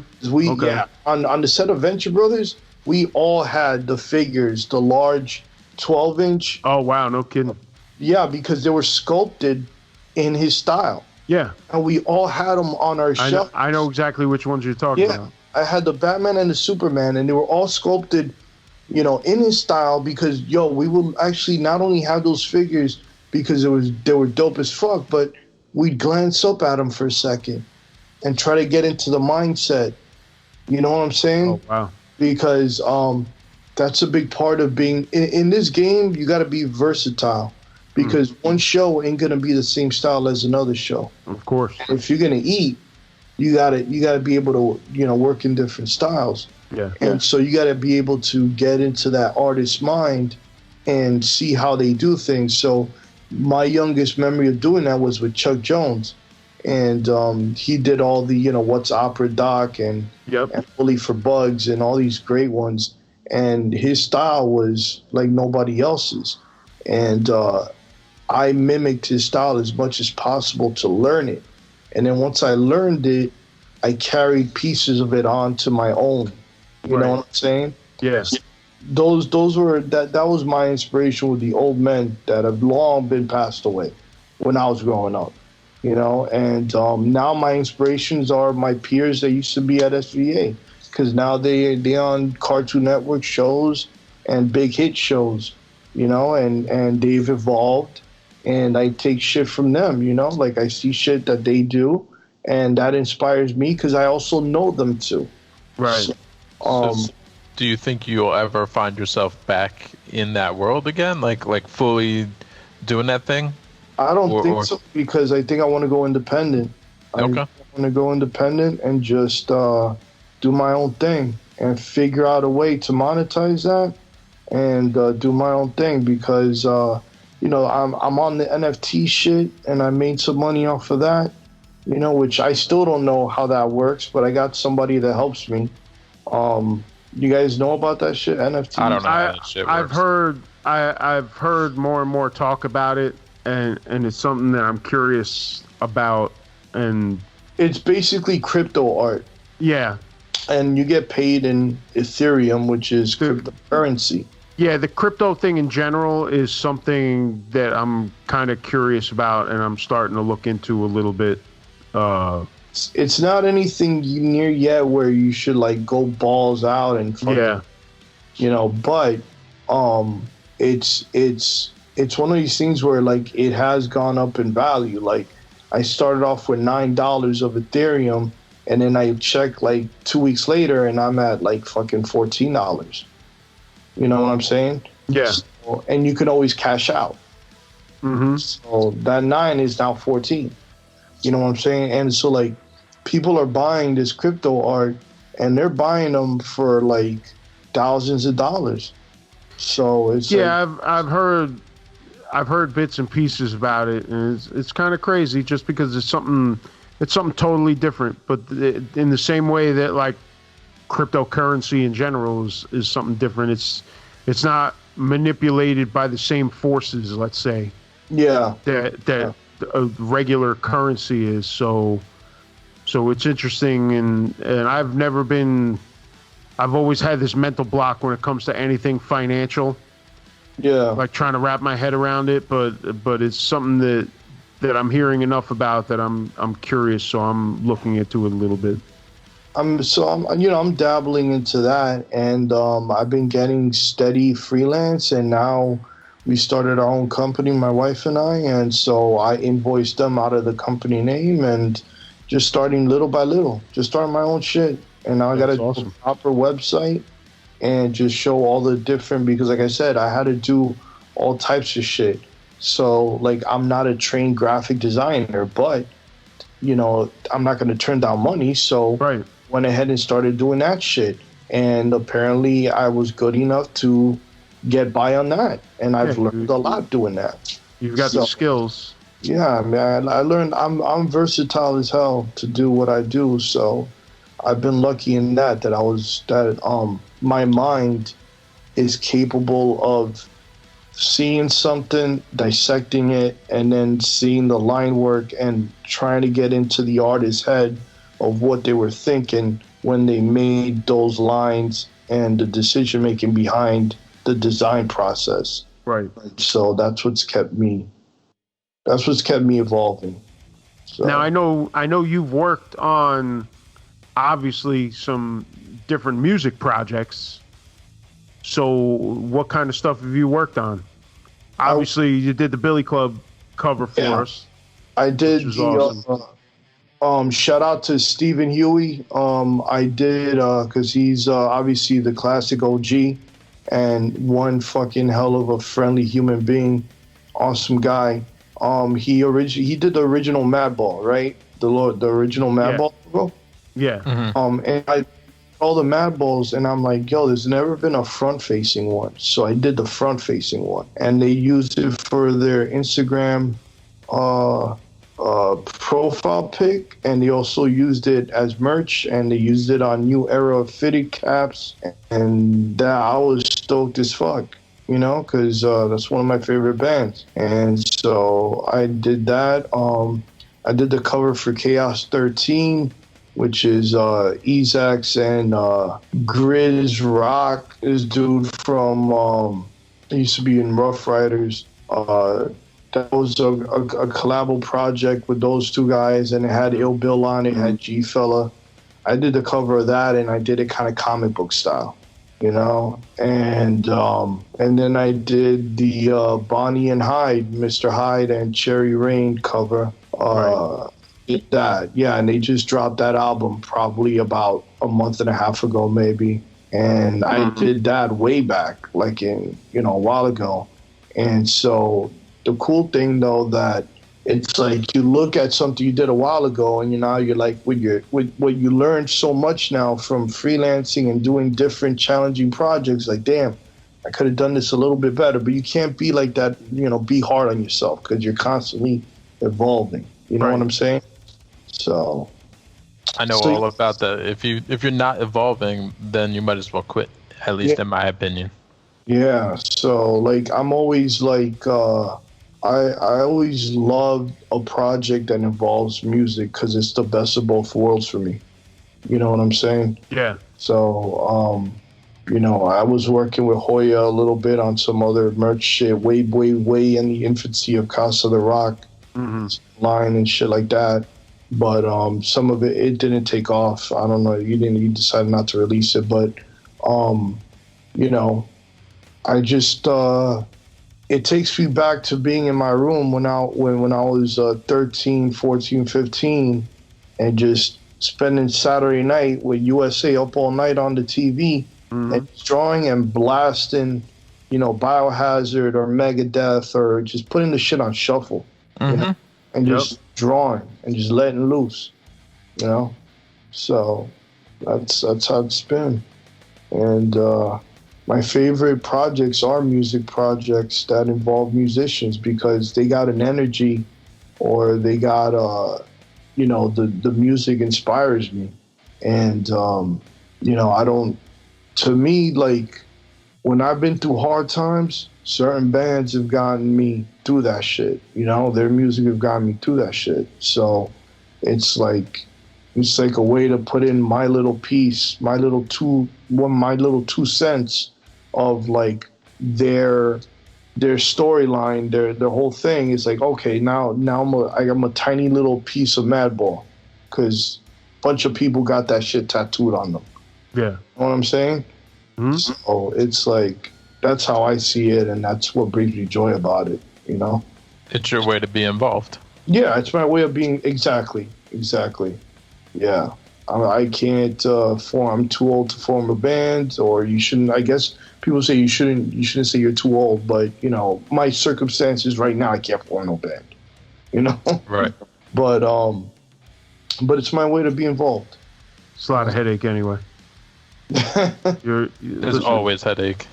You already got kids. You don't need a band. Yeah, exactly. It's just it's like having a bunch of grown-up kids. Shit. But yeah, man, like how I've seen video how motherfuckers in the van touring and shit. That shit looks hard as fuck, man. It is. Yeah. It ain't easy. No. It ain't easy, but it's fun. It has its moments. Yeah. Yeah. There's always pluses and minuses to stuff like that. It's a lot of work though. It's a lot of grind, and especially nowadays, because in some ways it's so much easier, but in some ways it's so much harder. Because now it's way more expensive. I'll tell you right now. Yeah, because the cost of gas is wild. Oh yeah, skyrocketing. Just the logistics can be a headache, but it's easier because now you can go online and talk to promoters, on the other side of the world even. Mm-hmm. But yeah, then the tough part is getting cats to leave their house to come watch the show. And then the other issue that's way easier right now is getting to the show, because before you had to know how to read a map or print out some shit. Print out the Yahoo map. Right. But I was even doing that before printing maps out were like really a thing. So then it was just like you had to have a fucking atlas and be able to read that shit. Yeah, it's so much easier. Nowadays, especially overseas, like I can't imagine doing travel like that without having somebody that knows the area, Yeah. Mm-hmm. Like driving through France and shit. No way. But you guys went to Japan, man. That shit must have been. Yeah. fun. Listen, that was a fun time. That was an amazing time for me, because when I was a kid, fucking playing air guitar to Van Halen records, never in a million years did I thought that I'd actually get to go to Japan. So the fact that I was able to do it, and I don't know if I'll ever be able to do it again, because there's been talk here and there, but nothing remotely concrete, and that was before COVID. But like, even if that's the only chance I got, that was some awesome shit. Yeah. And to me, everything, just like you feel blessed doing what you're doing, I feel the same way. And I never use that term just because I don't like it, but it's the best way to put it. Like, we're lucky enough to do the shit that we love to do, and be able to take it to places that we never thought we'd be able to, Yeah. So I have, if it all were to stop now, and for some people with COVID, it stopped and it's not coming back because some of these people just had to find other ways to feed their family and shit. I can't complain. Like, I've been able to see a lot of cool shit, bottom line, and do a lot of cool shit. So I can't complain about it at all. And to me, when we got back together and started up again, to me, everything from there on was a bonus, because we accomplished more than most bands have accomplished. Like, dude, this year is 25 years for Billy Club, 20 years for me and Billy Club. So there's plenty of dudes that, what do you do for 25 years straight? Yeah. Nothing. Like, most people don't stay married for 25 years. Yeah. You know what I'm saying? Yeah. So like, I can't complain with all the crazy shit that we've been able to see and do. Even the shit that got me aggravated at the time, you look back now, it's like, fuck it. It was all worth it. Yeah. So I can't knock it at all, man. Yeah. And I'm glad, all these years later, Mike, I'm glad that you're still doing what you're doing and still able to make a living doing what you love, Yeah, I got to, and I develop a different perspective too, because let's say something happens and I'm not able to make a living at it, and I got to go do some other thing for money. At the end of the day, I still got these two hands. I still got my hands. You know what I'm saying? Yeah. And nobody can take that away from me. Mm-hmm. So I could still be doing shit. It's just be, I just have to take it upon myself to be organized enough, schedule myself enough. A lot of things involves like you taking the step to put in that initiative and having that will to put in that initiative and say, you know what? Yeah. I'm going to stay up an extra hour tonight and just doing a little bit of this, until I build the piece that I want, even though I'm tired from work or whatever, But as long as I got that ability, then I'm Gucci. You know what I'm saying? Well, I think the other thing too is that you got that positive attitude. Hey man, I'm trying to be the Cuban Toby Morse. You know what I'm saying? And listen, I say that as one negative ass motherfucker that I am. It's good to see that you got that positive attitude. Nah, man, you got. That's what it takes, though. Nah, man, you got to get out of that funk. We got to help each other get out of that funk because negativity only breeds more, man. You know what I'm saying? Like, yeah, I've seen shit firsthand in my own life. You know, I try to stay positive, but in the end, I'm just a hater. So yeah, I'm a hater too. Trust me. I'm a Scorpio. I'm fucking vindictive as a motherfucker. I'll never forget some shit, bro. I'll never forget some shit you do to me dirty. Cause like I'm like try to be the nicest, most considerate son of a bitch in the world, man. But yo, you cut me off or you fucking do some shit, I will chase your ass down. Seriously, that ass. And it's crazy here. My wife is like, yo, you're going to get yourself killed because people, you know, everybody got guns in Miami. You know, I got a baseball bat. Whoa, okay. You know what I'm saying? But, yo, I got to say, yo, Hoya killed me. I was watching Hoya on Drew Stone's thing on YouTube. And Chronicles, right? Yeah, and he was talking about, you know, dudes talking shit and this and that, and then like he's like, yo, and I live in Miami, so yo, I'm strapped, yo. Yeah. I was fucking laughing. He's like, yo, I'm strapped to the gills, homie. Yeah, man. That shit was so funny. Everybody I know except for me is strapped. You know what I'm saying? Yo, it's wild down there, man. Remember Entertech when they used to make them that look like joints? Yep. I'm gonna find one of those on eBay. Oh man. Yeah. So listen, Mike, thank you for coming on with us, man. No, man, I really appreciate it, man. And I will say this: Mike might be working on something for Billy Club, and that's all I can say. Yes, indeed. We'll see what the future holds, but be on the lookout. There might be something coming soon for this anniversary that I mentioned. All right. And no, man. Where can people find you online? Yeah, find your work, all that stuff.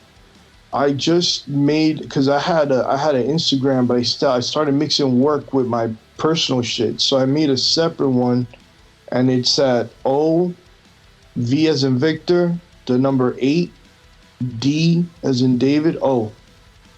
And I'm starting to build that where it's like, you know, I'm trying to get all the old stuff that I got on there, and then I'm waiting to get the green light to show some of the new stuff that I've been working on because it's been for like documentaries and shit like that, and I still don't have the green light yet to show it. But yeah, it's at Oviedo, which is OV the number 8 DO. Cool. Yeah, we'll have a link for it in the description. Yeah, once this goes up. Yeah, so you can come and check out your awesome artwork. Yeah, and I'm gonna drop a NFT joint soon, and hopefully get some money, make some money off of that shit. Nice. But no, man. Make sure we get the info on that so we can plug you. Yeah, definitely, man. Thank you, definitely. But I appreciate you guys having me on, man. I never been on a podcast, but I hope I offered some information and something to bring to the table. And you know, like Gary, you got my number, man. Anytime you want to talk about anything, man, just hit me up. You know? Yeah, man, definitely. Anytime you vexed or whatever, like I just want to be about like everybody helping each other out, man. We need that shit right now. Yeah, man. Yeah, I appreciate you talking about that, especially the mental health stuff, because I think it's really important to get that out there, especially being in the hardcore scene. A lot of dudes, you know, it may not be a conscious thing, but everybody's a tough dude, and everybody wants to just kind of do their thing and not show that side. But we all need help sometimes, and we all, this COVID stuff got everybody real fucked up. Yeah. So, Man, look, at the end of the day, I got a banging wife and I got 3 beautiful children. The only people I need to answer to is my little bubble. You know what I'm saying? Yep. That's it. I don't give a fuck. You got it. Like, I used to be really like whatever about what people think about me or whatever they say about whatever.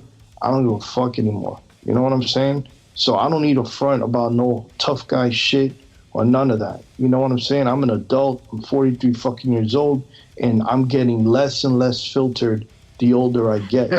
You know what I'm saying? Well, that's just how it works, my man. Yeah. The older you get, the less you care. Yeah, Yep. exactly. So it's like, if you got a problem, come speak to me. We grown men. You're supposed to fucking act accordingly. So I ain't ashamed at all to be talking about the mental health shit, be talking about, if you feel in a certain way, whatever.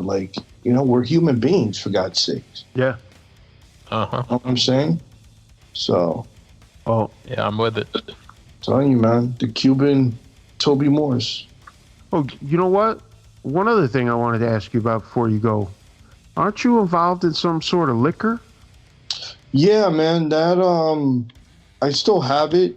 That was years ago in 2009. I was just really bummed out. I was working at a warehouse, nothing to do with animation or anything, and I was seeing all my boys leave to LA and be working on hit shows.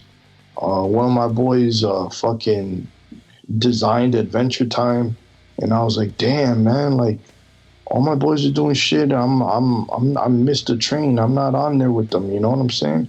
And a buddy of mine came to me with this idea, and he's like, yo, I have an idea to rebrand Colombia's national spirit, which is aguardiente. Because the rum industry is oversaturated. Everybody's always coming out with a vodka. Tequila is Mexican, but it's internationally known. Vodka is from Russia or that area, but it's internationally known. Let's get on the long haul and try to make aguardiente internationally known, or at least mainstream American known product. And so we did that by rebranding it. We flew to Medellin, and we did 12. We had 12 different formulas done by expert chemists that used to work for Antioqueño, and we narrowed it down to 3. And then next thing you know, it took years to do, man, because we had no start. It was all indie, DIY. I mean DIY. It was all indie and no real startup capital. So it was just chopping it one bit at a time, but making sure we were disciplined enough to meet each week about it. Long story short, we released it in 2016. Got a silver medal in one of the biggest spirits competitions, and finally got it in Total Wine 2017. Nice. So for now, it's just local, and so we're renegotiating and changing a few things so we can lower the price and move more units. That's what it's all about, and that's a gangster ass fucking business. The government collects taxes all the way through from the beginning to the end to you, the consumer. So think about it. I sell it to the distributor. They collect taxes off of us. The distributor sells it to the retailer. They collect taxes off of that. The retailer sells it to the consumer. They collect taxes off of that. Shit. So they collect taxes off of each bottle multiple times. The triple dip. Yeah, man. That's wild. Yeah. Oh yeah. No, it's actually 4 times because the distiller making it. Yeah, so it's 4 times. Yeah, well, because you get taxed on all the supplies to make it. Yeah. That's wild. And if I got a whole pallet and I want to throw a party and just do it for promotional purposes, and I take out my own product, I got to pay the taxes on that, even though it's my own product. Yeah. It's a painful industry, bro. That's crazy, man. So, but that's something I got long term that hopefully will pay off, and I can sell it off to Bacardi in 10 years and leave something for my kids. You know what I'm saying? And you said you're looking at repackaging that now? Yeah. We're looking at repackaging, reformulating, and everything so we could bring down the cost. And it was called Colombian White, right? Yeah. So it's it has a strong enough name, so we don't have any crazy, we're not going to be doing any crazy videos with Tony Montana, nothing like that. You know what I'm saying? But you can see us on Drink Champs in almost every single episode. We were the first liquor to be on Drink Champs, and now they're on Revolt. And so check out Drink Champs, and you'll see our bottle there. And pretty much every episode, and there was one episode where Diddy mixed up all the bottles, including ours, so that was cool. And the best episode to me was when Swiss Beats fucking gave us a cosign, and he held our bottle, and he was like, this is what it's all about, entrepreneurship. Nice. And he drank it and everything. And so, I mean, he can know better than that, you know what I'm saying? Awesome. So, yeah. Cool, man. Well, thank you again for coming on, Mike. I appreciate it. And I'll talk to you on the personal side real soon. All right, brothers. It was nice to meet you, Thank you so much. Hey, that's it. Great to meet you. And that's it. The upgradepodcast.net for all the links. And we will see you guys again soon. Peace. Later. Shout out to Martin.